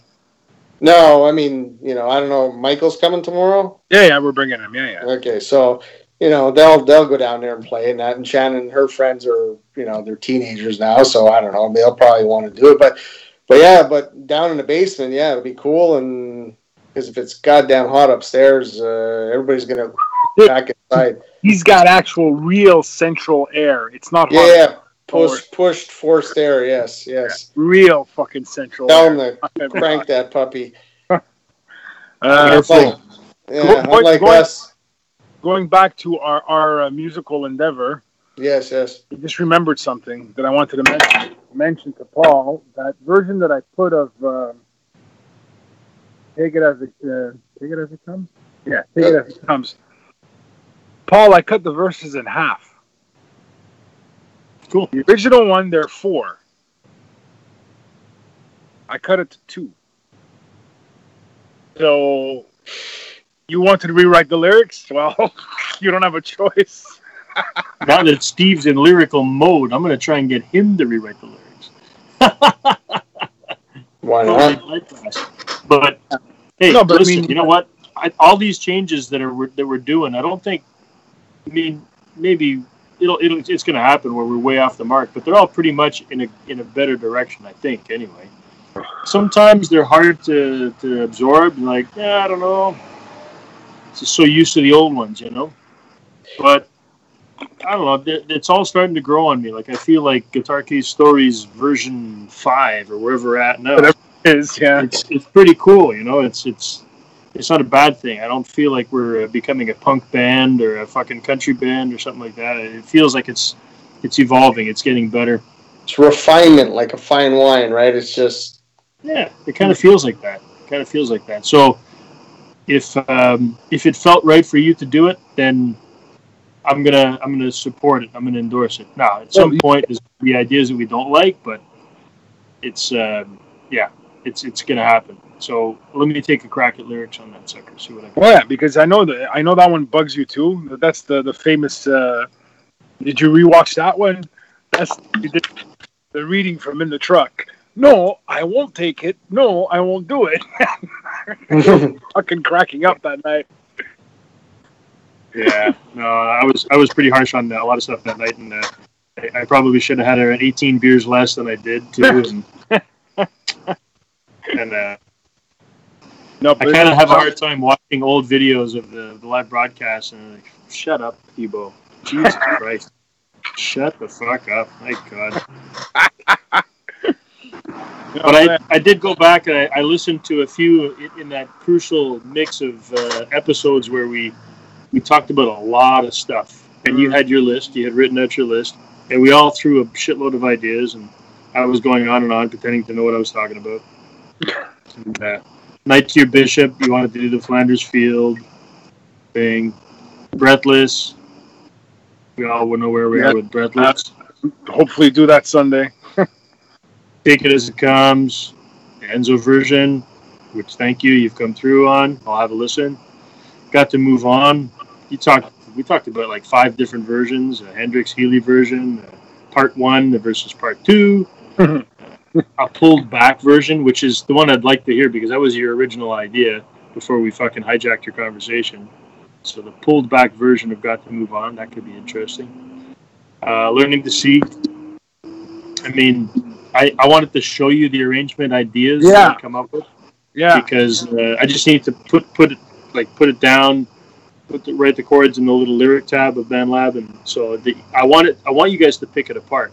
I don't want you guys to just sit on it and say, yeah, okay, well, that's what Paul thinks. No, it's like, here, what do you think? And rip it to shreds. And then It's About Time. Just the one line, the Steve line. I gave her everything, but she said she needed more. So that's a drop in. But there's still, we didn't, we hardly scratched the new material. And we got a lot of shit to do, man. It's okay. Because there's a part of me that's like, we shouldn't touch the new stuff till the old stuff's done. And I know that's wrong, but, it's like learning a new instrument. You got to do some, you have to have instant gratification. If you're learning piano, you play a song, like not just learn the scales, right? So the new stuff to me is like that. It's sort of like the carrot. Here you go. There's more fun stuff. Ooh, it is. Yes. It is. That's the. And even the old stuff, we're redoing them so that they're kind of new. I mean, look at Bridges, right? I mean, it's not the same. How did you come up with that? That is it's cool. It's fucking cool. All the lyrics are Steve's idea. He sent me a Word document with all the new lyrics, and I loved. The first time I read it through, I'm like, fuck, nothing rhymes. And then I instantly remembered nothing Steve writes rhymes. And then I also instantly remembered I like that about his lyrics because it makes the song have character. It's very charismatic when you don't do what everyone else does. And people remember it easier. Now, I found myself remembering the new version a hell of a lot easier than I remember any other version of it. It's like, okay. So just interpreting the lyrics is musically is the challenge because I like to follow some cadence rules and numbers of syllables and all that shit. So that when you sing the first line of the song, the first line of the third verse should also be yeah. Melodically it can be different, but it should whatever you do with it, it's going to have the same kind of a bounce. So I think I got it. And before listening to it, he wrote me an email or a text in Messenger or whatever. He said, "Try this lyric," and the song was already recorded. I'm not changing it. But anyway, it's good. I find it's fun to see Steve getting back into his lyrical mode. Yeah, I know. Well, that's a big part of playing drums is one thing, but he always had the that sort of intellectual exercise of writing lyrics, which I don't have any, but it sort of came from within him. But for him, it was a way of exercising demons in some way, like, things that going on in life or stories in media or whatever it may be, and finding ways to turn it into a song, which, always boggles my mind when people can do that, because I don't have that. And so it's nice to see him getting back into that, because I don't think he's been doing it for a long time, but I think he's always got crap going through the old hamster wheel, right? Rolling around for the last 25 years, but he just hasn't put pen to paper. So if he's busy typing it out or whatever, who knows where the best, next nugget's going to come from, right? Exactly. Well, he built the drum kit. He learned how to record it and post on BandLab and remember how to write lyrics. Like, it's fucking good. He's doing pretty damn good. See what you created, Enz. See the fucking monster that you created. Yeah. It's your fault. And he's ordering strap-ons online too. That's that. We're all using Cakewalk or Sonar, whatever you want to call it. That's got to be fucking something for you, Enz. That's pretty cool. And you bought an interface, Jim? Fuck shit. We're getting there. Pandemonium. Well, Jim, you're going to see. The first time you sit down to actually play along and okay, I'm holding a guitar and you're going to what the fuck do I do? It's going to make you be creative in a way that you haven't been creative because what's cool about this, as opposed to the way we did it 20 years ago, is now you can sit there and record it 10 times over or just play it 10 times over. And it pushes you, what if I do this? What if I try this? Because, Paul, I can tell you, Jim, when it comes to solos, when we used to do covers, Jim would do the solos always note for note. The reason being is because he can't count. He has no idea where it starts and ends. So he would always learn the solos note for note because he doesn't know where to stop. So now he knows what he's doing, right? No, but it opens you up creatively in a way. Because that doesn't work, Oh, no, that doesn't work. No, I hear you, and I'm looking forward to that because I realize that I can record 50 tracks myself and send you all 50, or I could narrow it down, or you're gonna hack bits and pieces of the 50. Who knows? But the point is that I don't even think it's gonna be that complex, man. I think you're probably gonna spend a night doing 50 tracks in Cake, and then you say that's the best one. Or I like part 1, part 5, part 2, whatever, and then you'll make one mix. You'll upload it to BandLab and say that's my best. What do you think? Well, exactly. I don't expect, and I'm gonna. And I mean, I think what Enzo's telling me is that it's gonna probably. He figures it's going to in itself, the exercise of doing it is going to drive me to want to do multiple takes because, like I've been doing when I record myself on the phone, is that I'm doing something, I record it, and then I go back and I'm like, oh, okay, and I listen. Maybe I'll watch it back once, or I haven't watched it at all. I post it. You guys take a look, but I know what I did. But it's to keep a record of it because I'll play it again and again and again. And as Enzo said, when I did covers, I'd learn a solo. Why? Because I've never really listened to the rhythm track. Not that I'm not listening. I'm not actually counting per se, right? So when I did, Soulmasons, when we recorded the stuff, I did the track. I'd been playing it live with you guys, practicing for so many times that I basically had to solo to the way I played it. Then we recorded, maybe I did a pass or two, and it was good. Just one bum note. Okay, I'm not going to get it again. It's good. Well, now we can tweak and fart around with that, and knowing that's a different story. And we're not recording to tape, right? Record, keep it, record, keep it, then flush 12 of them, whatever, cut and paste. Beautiful. I haven't done it yet, so I don't know. I'm curious. No, but I'm saying also. When I mentioned the museum piece is that I got a 10-year-old upstairs who is rather tech savvy and just loves the idea of this shit. So he was, Daddy, you see this? I can click the track on. Listen to the mix that I made. David Bowie's song, right? Major Tom here. Listen to this thing, and I'm like, yeah. And he's cut out he's got the lead vocal, he's got the bass going full tilt, he's got the drums down. And he's got the there's a bit of strings, right? And he's got the strings kind of like half, and he's tweaked the volumes and stuff. I'm like, He's like, cool. I say, you like doing that? Oh yeah, I think this is really cool. I said, well, Daddy has that's what it's Soulmasons. Daddy has it on his phone and on his computer.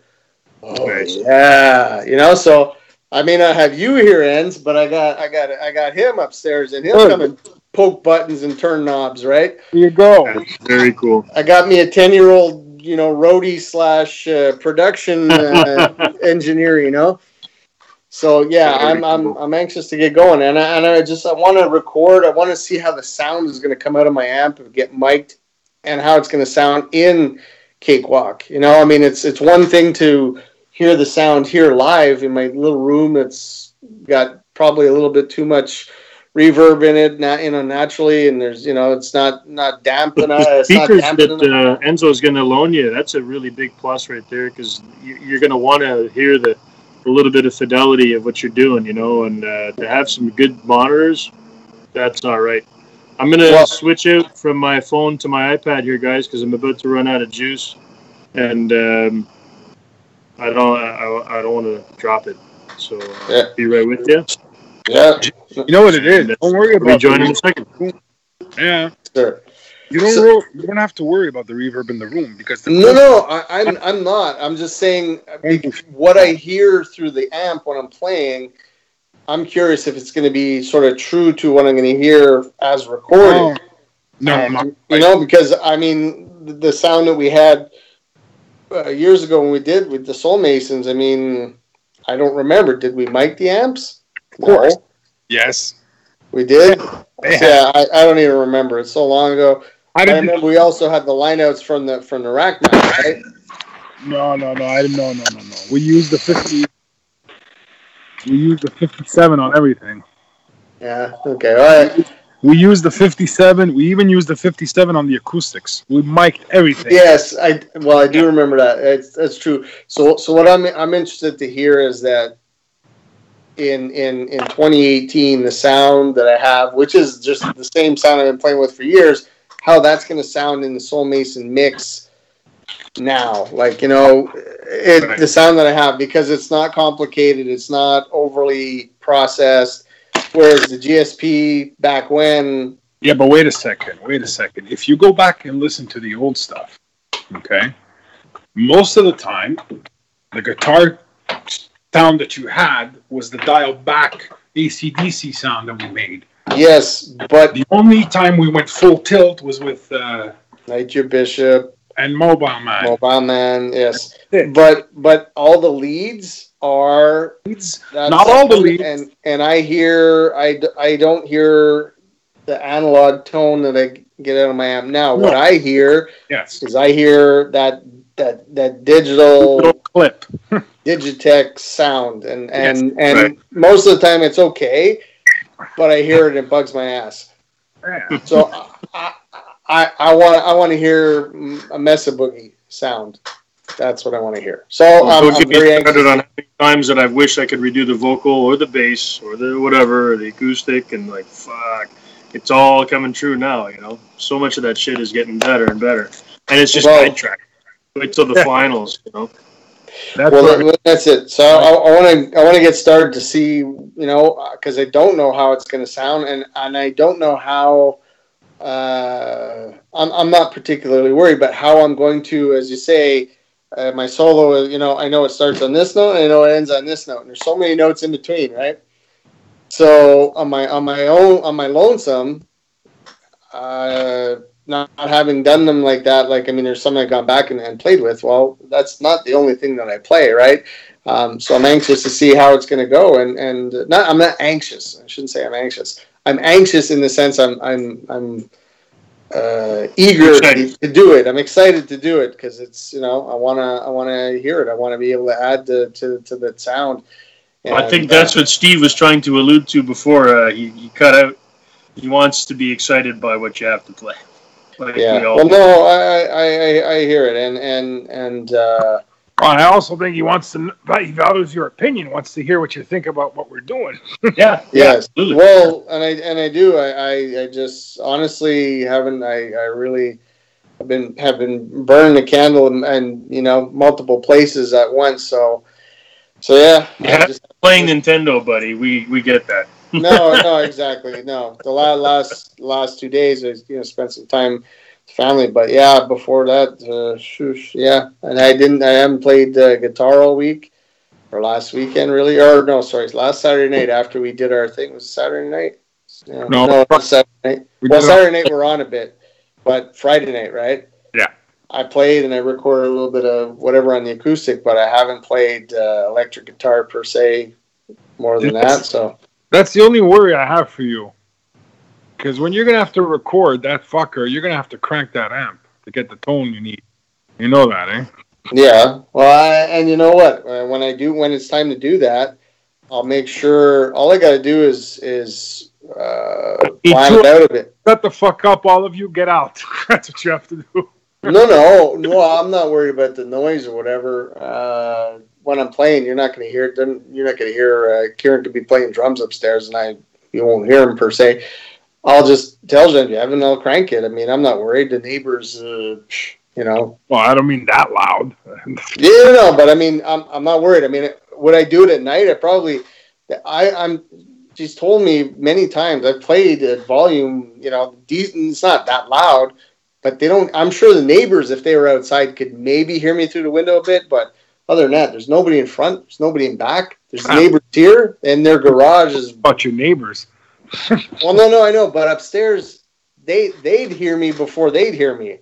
Oh, okay. I played down here, and Genevieve's like, she's like when she's awake, she's like, I didn't hear shit. I didn't know what you're doing. So, I can probably record a decent volume, whatever time, But if it's not loud enough, and I need to push the amp a little bit, give it a little more headroom, then I'll do it on a Saturday or Sunday or whatever, and just, I mean, I get away with it with the Twin because the Twin is digital, right? It's got the preamp as too, but I don't have to crank it out to push it, to drive it.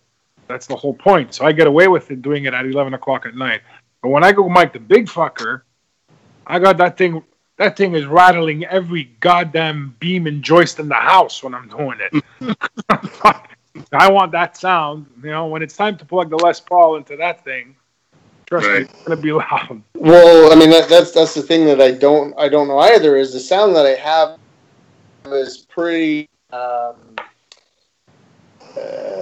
What's the word? It's that I'm looking for. It's depending. It's fairly saturated because it's not very loud. So I'm driving the amp at a low volume, right? Yeah. So and I don't need to have it saturated. It's kind of a dense, warm, dirty sound. I mean, I love that. I love that sound. But as soon as I turn it up, it's gonna open up. It's still gonna be warm and analog, but it's gonna get a lot bottom end. It's the bottom end that you're gonna get. I'm gonna get bottom end, but it's gonna be less. It's gonna sound like there's less gain. I mean, I can certainly turn the gain down at any time. I don't have the gain up, but because it's lower, I'm driving it with the master, right? Is up a little bit, and the master's down. I'm driving the pre, and it gives it that kind of dense. I don't know how the hell to call it, but almost I don't want to say the brown sound, but it's kind of like that, right? All right. But when I'm going to turn it up, the volume, the amp is barely on 1, right? I mean, it's I mean, when I used to play with Steve in the clubs, I mean, I maybe go to 1.5. It's only a 50-watt amp, but it's goddamn loud. So I'm never going to do that in this little room. Like you said, I'm going to shatter the windows and rattle my teeth out first. It's just not going to happen. And I don't think I need to do that to get the sound that I like, right? But I am interested to see when I'm going to put a mic in front of it. Obviously, it's got to be loud enough so that, for example, when I was at Ken's last weekend playing his drums and we were playing it through the little 10-watt Fender amp behind, I hear myself hitting the pads more than I actually hear coming through the amp. Now, I can't have that because if I'm playing, I got to have it loud enough that the mic's not picking up the bleed from my pick scraping across the strings or whatever. We can't have any of that crap because I'm only going to be playing 3 feet away from it. So it's got to be loud enough. No, don't worry about that. I'm not. I'm just interested. I want to mechanically go through the exercise of doing it. I've never. Remember, you're going to have a gain. You have a gain on your Steinberger thing. Yes. It has all these kind of. 1. 2, you bump up your volume a little bit more, you'll be fine. And then you just go do. I'm assuming that Paul, it has a headphone volume. Yeah, it has a monitor mix volume on it too. Yeah. you're not going to hear shit. And if you go out and actually spend money and you get closed back headphones, you're not going to hear fuck all once you have those on. Well, even if you're playing a volume, Jim, you're gonna have no problem. You really all you got to do is make sure to get that mic really close to the cone. 1 inch, 2 inch. That's perfect. You won't trust me. Imagine if you had your ear next to the cone there, and you had one of your kids talking 10 feet away. You're not going to hear the talking. No, well, I'm not worried about it. So yeah, I'm eager to get going. I wanna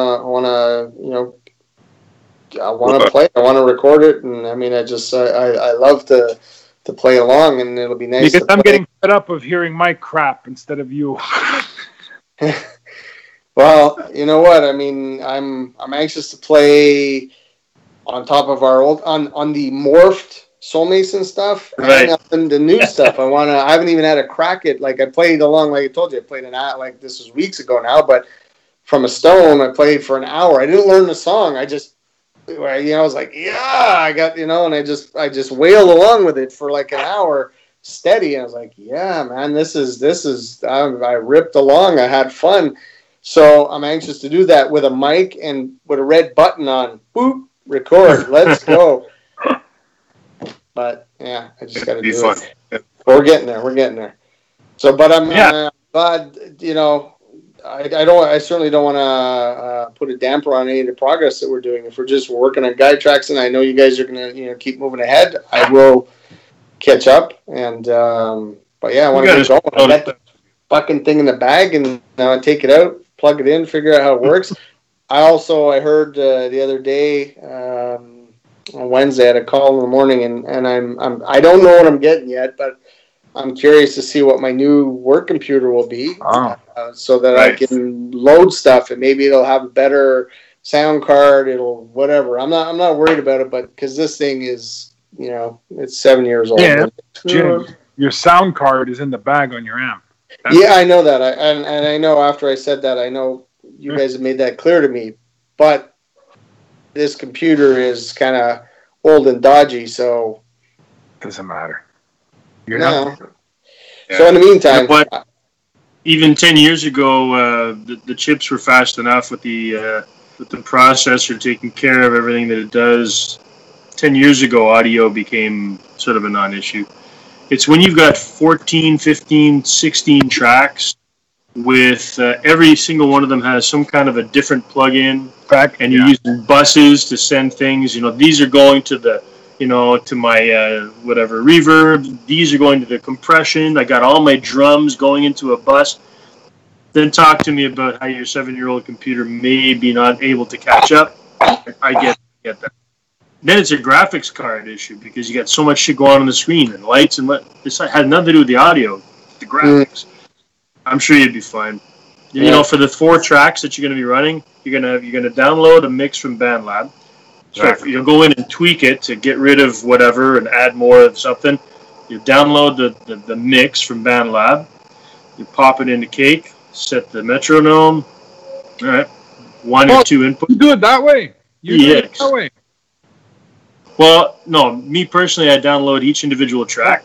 Yeah. And I mix it in Cake because I might want to change the volume at some point. But I don't know how Steve works it, but I'm pretty sure he's not doing individual tracks. He's probably just dumping the whole thing. I gotta go see. I gotta get my ass there. For what he's done so far, I think it's pretty impressive. Yeah. given that he was trying so many different things. Anyway, Jim, I'm not worried for you, man. You're going to have 3 or 4 tracks, and if you're doing like Enz and I by downloading each individual one into Cake, it's fine. 6 tracks. Let's say you got 6 tracks. I'm sure you'll be okay. Because what it does for you, Jim, is it allows you. Fuck, Enzo's annoying. Turn him down. Jesus Christ, I don't hear Steve. Turn him up. Fuck, Paul sing. Whatever, and you can. Or add your own effects. Compress, reverb. Put an EQ, killer EQ on stuff every once in a while. It really helps. There's something with your headphones or in your room that's making it sound boxy. You can put a little corrective EQ on it. then you're like, yeah, now I can fucking play with this, you know? Well, that's I wanna be able to get into it to start seeing the tools that are there. I mean, the playing is one thing, but then the sound and being able to capture it and send it in, so you can fart around with it and add it to the mix. That's what I want to do. So yeah, I'm eager to get it going, and and just goddamn play. So yeah, you can do it. I can do it. Yes. Figure, yes, I can. Just gotta do it. I hear that, Les Paul. Yeah, I want to. Well, not only that, I mean, I'm eager to hear the Les Paul too. But periodically I bring the Strat down, and it's day and night, right? I mean, it really is. It is. The strings, you know what? I don't play my Les Paul. It's very rare because everything I do is with the Cherry Strat because it's versatile, right? Because you can go anywhere. You can go metal. You can go fucking country on it. Right. So all the proofing, test betting, we call it test betting, right? It's always with the Cherry Strat because it allows me to do stuff. Okay, do this. Then when I'm focused, I go, okay, I want that one because, like, I know, there's a track that just screams Les Paul, but I don't need to do it, right? Because it's whatever. It's the Strat that it's the workhorse. It's on everything. That's all you hear, fucking Strat. And the well, I mean, the Strat's been my workhorse for, I mean, I had it, did I have it at the tail end of Soulmasons? I don't remember. What? No, you had the Squire. Yeah, I was playing this thing here, right? That's Guitar Case Stories. Yes. Every Guitar Case Stories is that one and my old Ibanez. Yeah. But it had for the last 20 years, not 25 years, that Strat has been what I've been playing, right? And so the Les Paul is like my new mistress, and I'm getting used to playing her, but then I pick up that Strat and I play, and it's totally it completely changes the way that I my attack, the way I play. That's right. I want you to be conscious of that. Yes, the Les Paul is very different. It's a different feel. It's like warm butter, and my Strat is like playing. The feel is the string. The tension is a hell of a lot heavier. I got to play a lot heavier, and you attack, fight with the Strat. You yes, the Les Paul. I don't fight. It's just. And it's different, and so yeah. It's cool. I want you. What I mean by about being mindful about that is that not now for the guide. You could do that for fun, as you're discovering.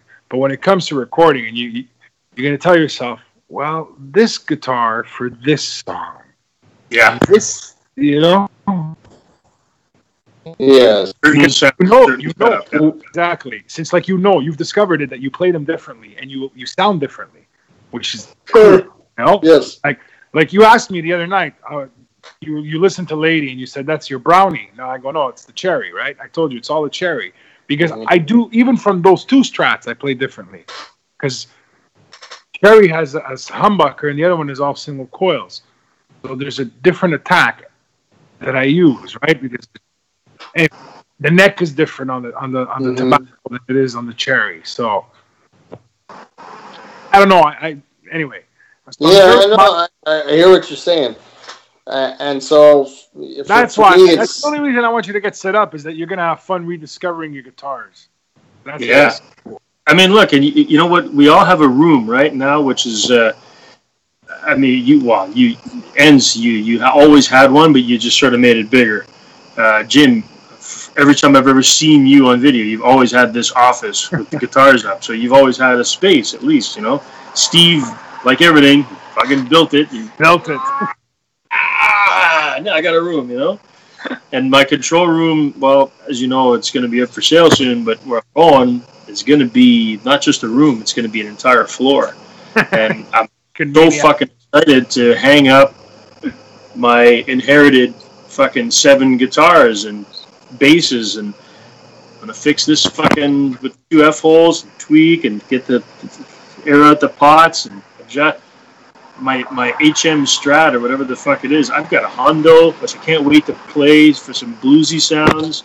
Not even just as final recordings, but just to blow shit out there and say, yo, go on your fucking Mesa and your whatever and emulate this shit. See if you can get as good a sound. If the singer can come up with a better sound than you guys, you're not doing your...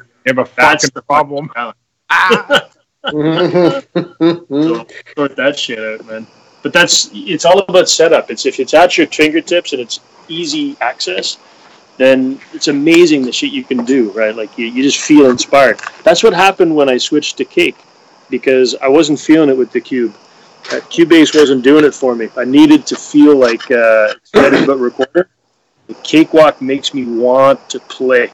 Yeah. I go and sit in the control room, and I just open up Cakewalk, and I fuck around for like 2 hours. I never used to do that. Mind you, I haven't posted any videos about anything for 6 weeks, but it doesn't matter. I'm spending a lot of quality time recording, you know? But Paul, thank God you're doing that, because I don't know shit about Cakewalk, and I've had it for 6 months. Because I don't have 3 hours, you know? I go in and I'm like, I got to do this. I wish I could sit there and, you know? Yeah. It's fun. It's an addiction. It's a problem. What's a good problem to have? Even from the first thing that you put up the Band Lab to the last thing, the sound quality's changed big time. Yeah, already changed the way. We need to feel more confident about our sound. I think it's important. Yeah, still fun. And Jim, you will get there too, amigo. Oh yes, I will. I know I will. I'm going to give you one little bit of ear candy to go search for. Who, me? Yeah. When you do listen to them, when you go listen to the latest version of Love in Your Eyes, because as you know, the conversation started that, you know, whatever, we're not exactly on the same page with, but anyway. Me and Jim had a conversation about this, Paul, because we're not, you know. Anyway. Well, you know, in reality, over the years, everybody may think we're always in sync about this shit, but we never are, right? We never, you know, Nope. we come to a you know, a common front, but you know, we always butt heads generally, you know, about different things, right? So or headbutts. Don't play the same. We don't see things the same way. We like the way things sound the same way, but it doesn't naturally come out that way, right? So, I don't want to put words in Jim's mouth, but I think he'll agree. Love in Your Eyes, the old version, to us was probably the best song on that thing because of all the dynamics in it. It was too repetitious, I agree, but the ending for us is like, it's a masterpiece. We loved what Steve did. And for him to come out and say it's crap, we're like, what? What is he saying? Yeah, I think the whole song in its entirety, as I think Paul, what'd you call it last week, is opus. Right. Those opus. I mean, it is. I mean, the song. You know, it may be a little bit drawn out in the sections of the opus, but overall. It has so many nice pieces that come together as a song. So, I mean, you know, I understand it's a little lengthy. It's this. Maybe it could be rearranged a little bit differently. But overall, I wouldn't tweak it that much. But I haven't really listened to the newer ideas. Wait till you hear it. Well, and I will. So I'll take it in. I think I'm married to, obviously, the way we did our songs because I like them. But I'm also the kind of guy who listens to multiple versions of different songs, and I go, you know what? They all have their own merits.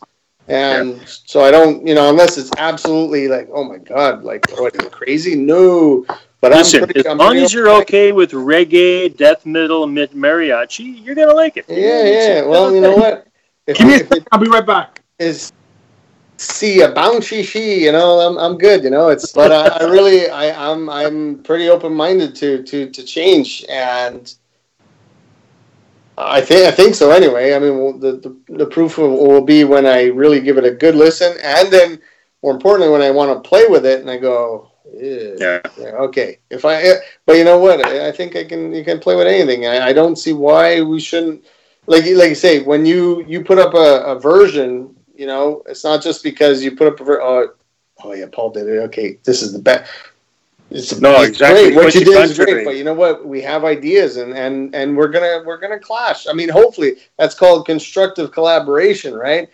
Yeah, but I never felt like you're a pushover ever. Like, I mean, I don't think quite the opposite. Actually, I think that if it gets past Jim and ends. And see, each one of us has got our own take. I don't think any one of us is a pushover. I don't think we just agree for the sake of agreeing. We're kind of hard on each other as far as that stuff. Not hard on each other, but we're keep honest. each other in check, kind of thing. Fucking honest and like, that sucks. Fucking hate it. Oh, all right, and we laugh about it as opposed to, oh, you hate it? Oh. Yeah. Well, fuck it. Fuck off. Suck it up. No, it's not animosity. And like I in my mind, the way I describe things, and it's just maybe my personality, Genevieve, you know, over the years, or anybody, you know, it's if I don't adamantly or vehemently go no, then it's I'm good. I may not be jumping out of my skin going, oh my God. No, I didn't. You know, that's not who I am necessarily. So I'm like, yeah, it's good. So and that means it's like it's awesome, right? Because if I hate it, you'll know I hate it. I will tell you. No. You know that, and she's like, yeah, but like, well, why you gotta be like that? I'm just that's the way it is.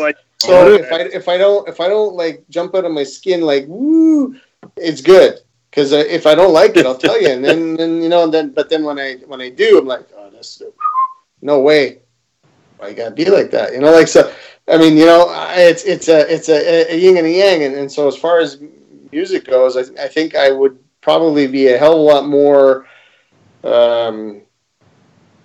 open and honest about it. Like, yeah, I mean, there's things that I listen to. I mean, I think I'm you know, in all things in life, or you know, I try to see the beauty in everything that I listen to, whatever it may be, and go, yeah, okay, I don't like some of the stuff, but I like it. I like this because of this, or I like this because of this. Like if I look at a painting or a picture, would I have done it like that? Maybe not, but I appreciate it for however the artist did it. I understand, or I think I understand what they were trying to do, or I don't care what they were trying to do.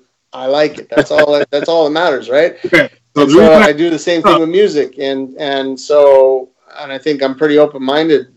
But when I hate something, I really do. I mean, I hear some things. It's pretty rare, but it goes really, oh, jeez, like no. Okay. But the reason I brought this up, what I'm getting, the whole point of it was, so Paul did Love in Your Eyes, and he slowed it down by not half, but close. Right? Okay. What was the original BPM? What was the original? Oh, wow.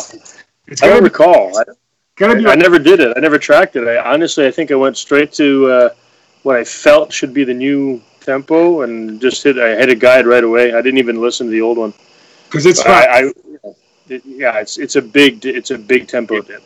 Tempo dip. So Steve tracked it on drums, and when I heard it, I was blown away by what Paul did lyrically and singing. But I'm like, okay, there's no dynamic here. Steve's just playing a beat, just fucking, okay. So then I did it, and I sent it to Paul, and I did it a little bit faster. And I changed around a couple of the chords, little things, this, that. And now Steve's probably going to track on that one. But I sped it up a bit, but it's not as fast as the old one. But what's cool, when you go listen to it, remember our coda at the end? Well, go listen to this guy on bass. He is fucking ripping away. I love that, Paul. I don't know about ripping, but it'll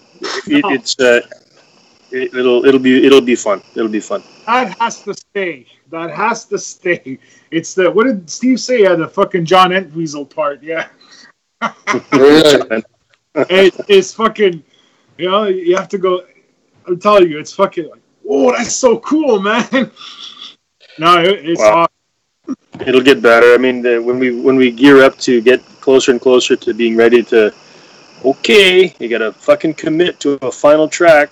Like, do it. Well, that's what it is. But we'll be ready. Like you said before, Jim. You played it so often in the jam room that like by the time it was time to record, like okay, I know this solo. It's in the bag. So we're getting there. Same thing, virtually with our little band lab experiment, and then by the time we're ready to commit a track to ends, it's gonna be a no-brainer. It's gonna be easy. So Paul Entwistle will have no problem putting down the track. It'll be in tandem with all your guitar stuff too, because I'll know when to shut up and leave space for that killer fucking lead that you're gonna crank out, and Enzo will do some flourish, and I'll shut up a bit and compliment where it's appropriate.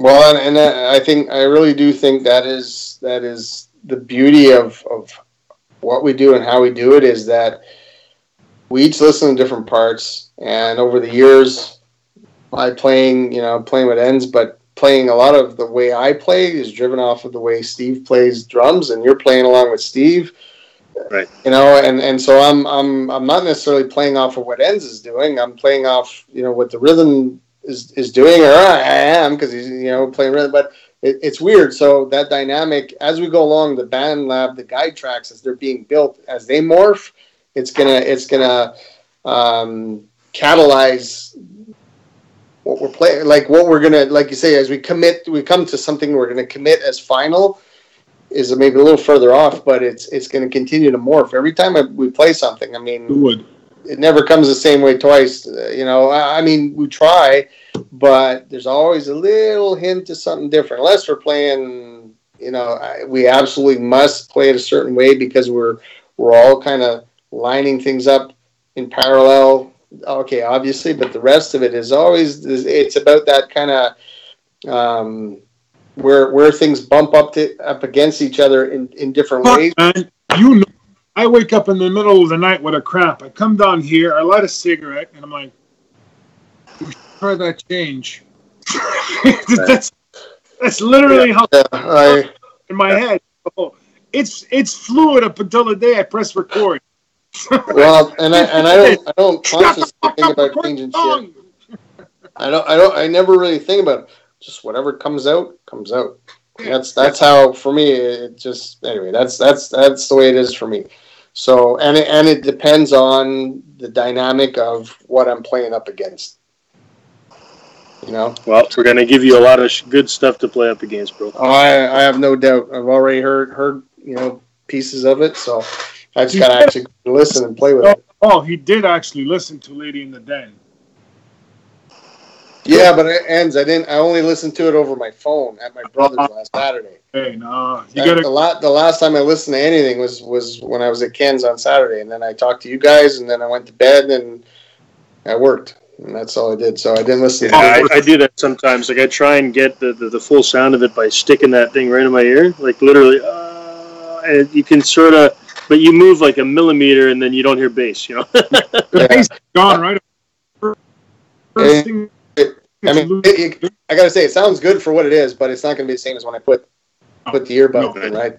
I'm experimenting with something else that I thought I forgot to mention to you, that I'm starting to try and I used to be the kind of EQ that I would put on stuff. I would take out things that I thought might have a chance of sounding bad in a car or on a cheap speaker system. So I would overcorrect EQ, and I'm taking the opposite approach now. So I overdid it a little bit on bridges. The bass is fucking loud. Like, whoa, it's too much. It's way too much. Don't worry. It's fun to go there, because now I'm feeling like I want, because this is the reflection of mixing in the year 2018 as opposed to 1990. It's different. It's fucking different. There's no verb. Well, there is, but it's imperceptible verb. It's not like whoa. And the compression and the bumping stuff, and I mix differently now. It's so fucking cool to. But you see, feel like we're modernizing the sounds. You know what? I was gonna hold off on this because I go wait till we're actually there. But I want you to mix too. I don't think it should be just me. I think I need to learn. I need to learn this stuff again, because it's been so long since. By the time we get ready to go final. You have a different way of doing it between you and me. it's not a either or. I don't think it's an A-B thing. I think it's a we push each other and like, oh, look at this, and try that. Oh, yeah, that's fuck. What? How'd you do that? And then we should push each other like you guys probably do with guitar stuff. Yeah, we could do that with mixing stuff. That would be fun. So that in the end, the mix is going to be better. You know? It's like what was it I said that you need that fucking echo on your vocals that I tried to do when I was mixing Here and Now. What did you put the echo on Love in Your Eyes? The second.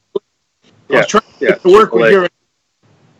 You have to sing for it to know where to do it. You know, you can't just fucking echo. You know? I was trying to Robert Plant you at. But I'm starting to use buses a lot now and put the effect on the bus and do a post send to the bus. I haven't touched it at all because it's a new world, man. It's fucked up. Like to do that delay, my lead vocal track doesn't have delay on it. It sends to the master, but the post affected signal gets sent to a bus, and the bus has the effect on it. And then I automate the send to the bus, turn it on and off, so it's always full, and anything that goes into it will have delay. Anything, kick drum, whatever. But because it's a bus just with that effect, I call it the lead vocal delay bus or whatever. Yeah.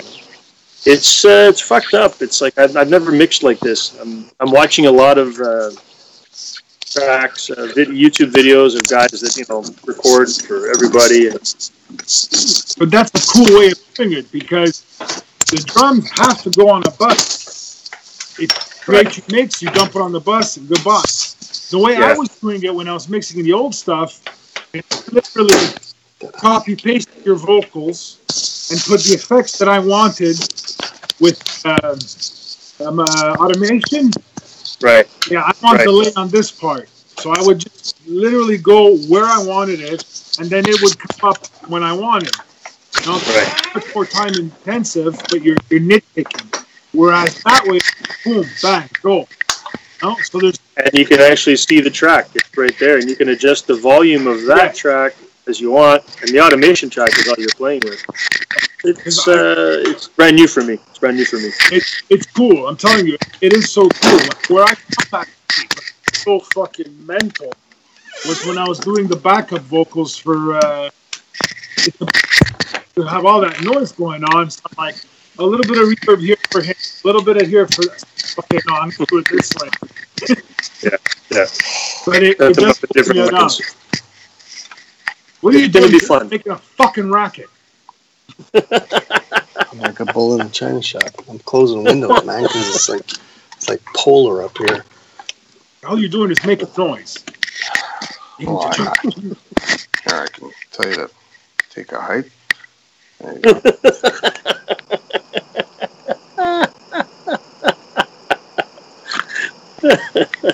Kiss my pickus. I'm closing. You guys are in fucking darkness. Yeah. There we go. Well, my phone died. I got no other source of light there. I'm at 5% on the phone. To switch to the iPad. You were done. Full G. That's the last one. What are you doing, Jim? Close the windows, man. I can't see sweat. That's funny. There's a whole shitload of windows. And it's like, I don't know what the temperature is, but... What the fuck care? Good. I have my air conditioning. Oh, goddamn hot. Air conditioning. And it's like...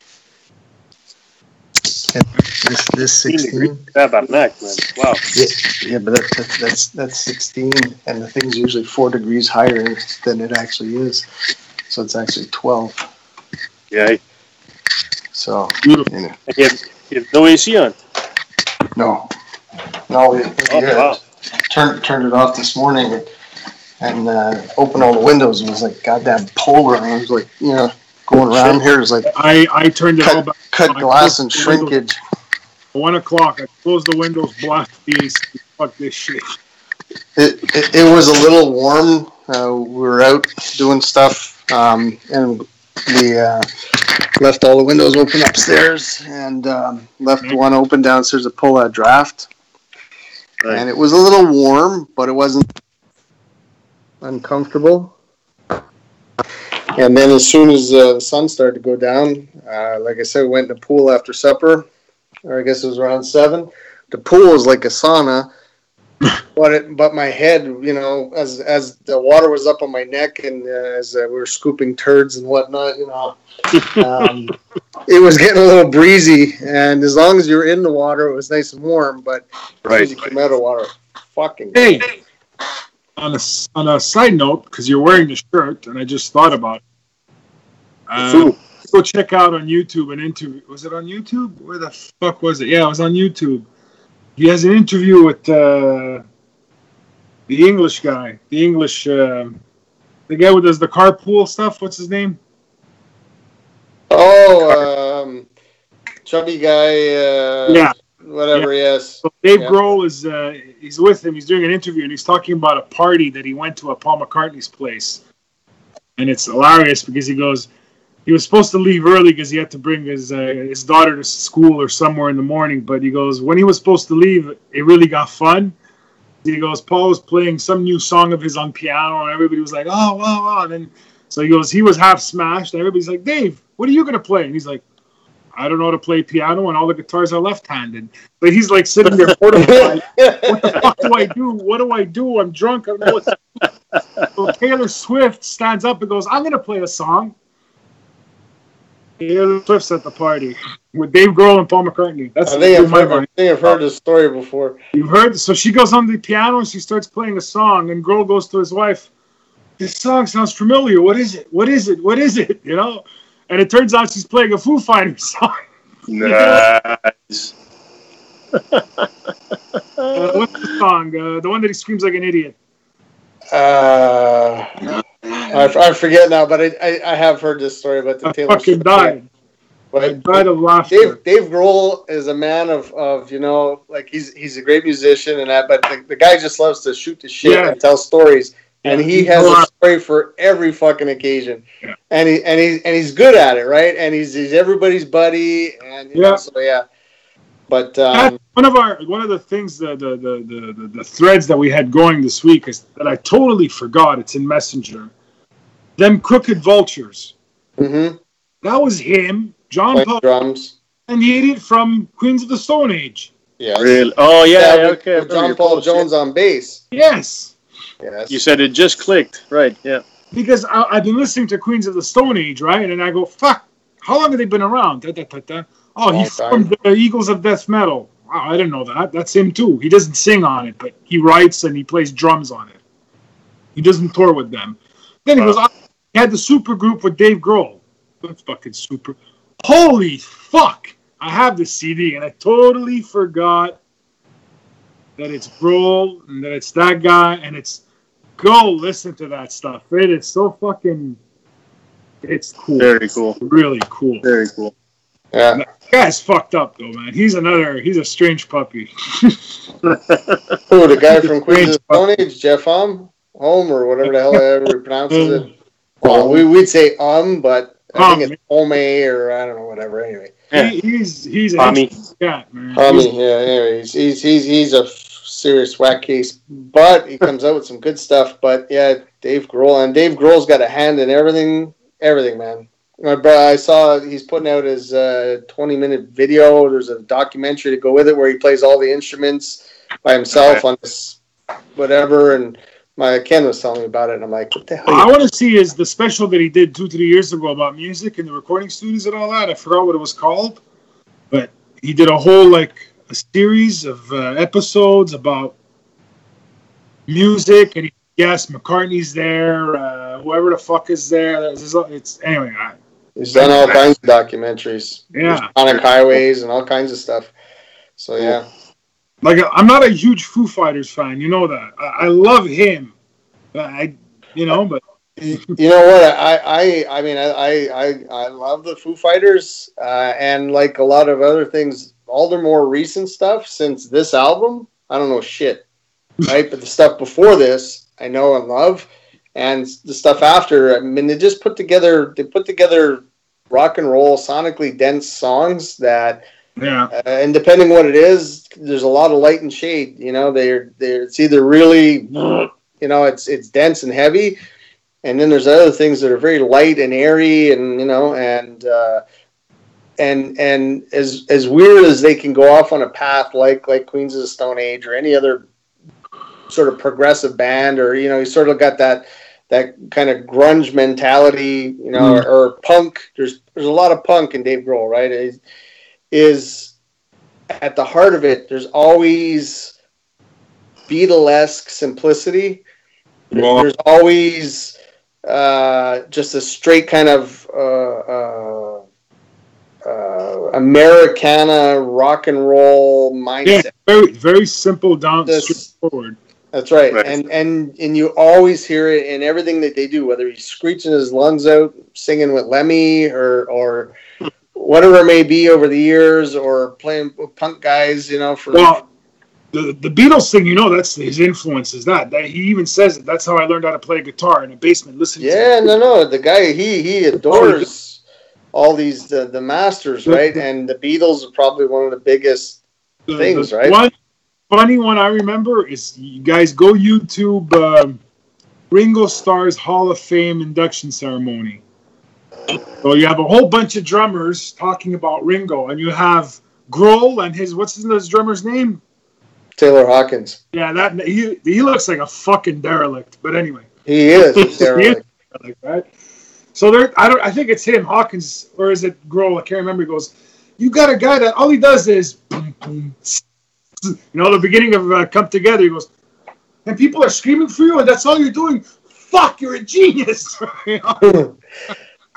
No, you have to go watch it. It's hilarious. It's a whole clip of 10 drummers, and they're all talking about Ringo. It's fucking hilarious. And even when I don't remember who the fuck they inducted. Dave Grohl plays with Jeff Lynne and Kenny Arnoff, I think it is. Oh, yeah, probably. And they do Hey Bulldog. Really? He says why. He goes, I'm not picking this song or this song. This is the quintessential Beatles song. Ringo's fucking pounding. Paul's going somewhere. George is this. And there's sounds coming out of John's throat that you don't get anywhere else. This is the song I taught my daughter, and his daughter's in the crowd with her headphones. You know? Well, but he's been involved, played with everybody. Man, I saw they did what the hell? I forget where it was. If it was at from the Lincoln Center or whatever, but they were doing something for McCartney, and he did Jet. And Jet. They were at Rush's Hall of Fame induction ceremony. Oh, probably because he's a complete Rush maniac. Yeah, they did Rush, but dressed up like 70s Rush with the fucking. It's hilarious. Wow. Well, I mean, if you've watched any of their videos from the early Foo Fighters, the guy he is a jambon extraordinaire, right? He loves that shit, and they made it their shtick, right? I mean, maybe I don't know about today, but all the early Foo Fighter videos, him and Taylor Hawkins, right? And that they'd all dress up and do all kinds of stupid shit. He loves this crap, right? So I can see that. What song were they doing? They're doing one of Rush's fucking crazy tunes, and they're fucking going through it. You know what they love to do too? They love to do Queen songs. Right? Oh. On stage, they do like Under Pressure, and they do all kinds of stuff. But they do it, and they've had Roger Taylor come and all kinds of crap, right? So they love the bands. They have believe it or not, they have a repertoire. I think it's from 60 or to 120 cover songs that they'll throw into their shows, really, just for the hell of it. They love to play that stuff, and like I say, when I saw him doing McCartney, they did a medley he was playing with McCartney's band and somebody else, I forget who it was, and I mean, but that was no farting around, and McCartney's in the audience where he was getting the Medal of Honor or I don't know what the hell anyway, but it was, and he was dead serious, and the guy, you know, when he wants, I mean, he does it his way. the band is playing the tune, but he does it his way, and he is the leader of that band. But being McCartney, doing it McCartney songs and Beatles songs his own way, and it's truly amazing to see him do it his own way. Like he's a band leader, he's a musician, he's a drummer, a guitar player, whatever. But he delivers, you know, and it's interesting to see it on his own way. But he puts his own spin on it, never too far from the essence of what it was meant to be, the way it was done. But he's always he growlizes it. But yeah. So I mean, that was very serious. But then they do Rush, and they do it bang on. But they're being half-assed and joking about it because they're dressed up like Geddy Lee and Alex Lifeson and that, you know. So it's like I'd love to see that, but they love that. Go look for it. Go look for the Rush Hall of Fame induction ceremony. It's always tongue in cheek, but very serious about the music, right? So yeah. That's I think that's what I'm going to do right now, because I think I'm about ready to hit the Sack Jack. Which one are you going to go look at? I think I'm going to start just with him in general, and then I'll probably try. I want to check out the Rush. That's hilarious. The Rush. That sounds like a hoot, like a fucking hoot. Yes. But I might only make it a minute into any of that. But as soon as I hit the pillow with fucking YouTube, and it's out cold. That's the one I told you about when they go up to accept the awards. That Alex Lifeson for 10 minutes, all he does is blah blah blah blah blah blah blah blah blah blah blah. Yeah. Blah. Yeah. Blah blah. It sounds like right up our alley. where he became a true television star on Trailer Park Boys, right? Exactly. Playing himself, being adored by Bubbles and the gang of them. The guy's a star, but now he's on. I saw there's this show. What's it called? Something on CBC. I've seen the ads. I haven't seen it, but he's in it again. He's got nothing better to do, right? I guess. But it's Dragnet or Drummond or I don't know something. There's a whole bunch of well-known Canadian actors, and I see him like, is that fucking Alex Lifeson? God damn, go do something useful anyway, you know. But he's a ham. He's a ham. So anyway, all right, call it a night. Hey. Well, you guys stand if you want. For shit. Yeah. I'm gonna go listen. I'm gonna go. Listen, with Enzo and Steve on your case, Jim, I'm gonna lay off you for at least an hour. I appreciate that. I appreciate that. When you pile on, well, then I really am in big trouble. So. Well, yeah, that won't happen. But anyway, have fun tomorrow. Give my best to your bro and his new wife. And don't get into too much trouble, you guys. Play lots of drums and come back in one piece so that we can hear all the good stories, all right? Cool. Nighty night. Thank you, sir. Ciao. Night, boys. Night.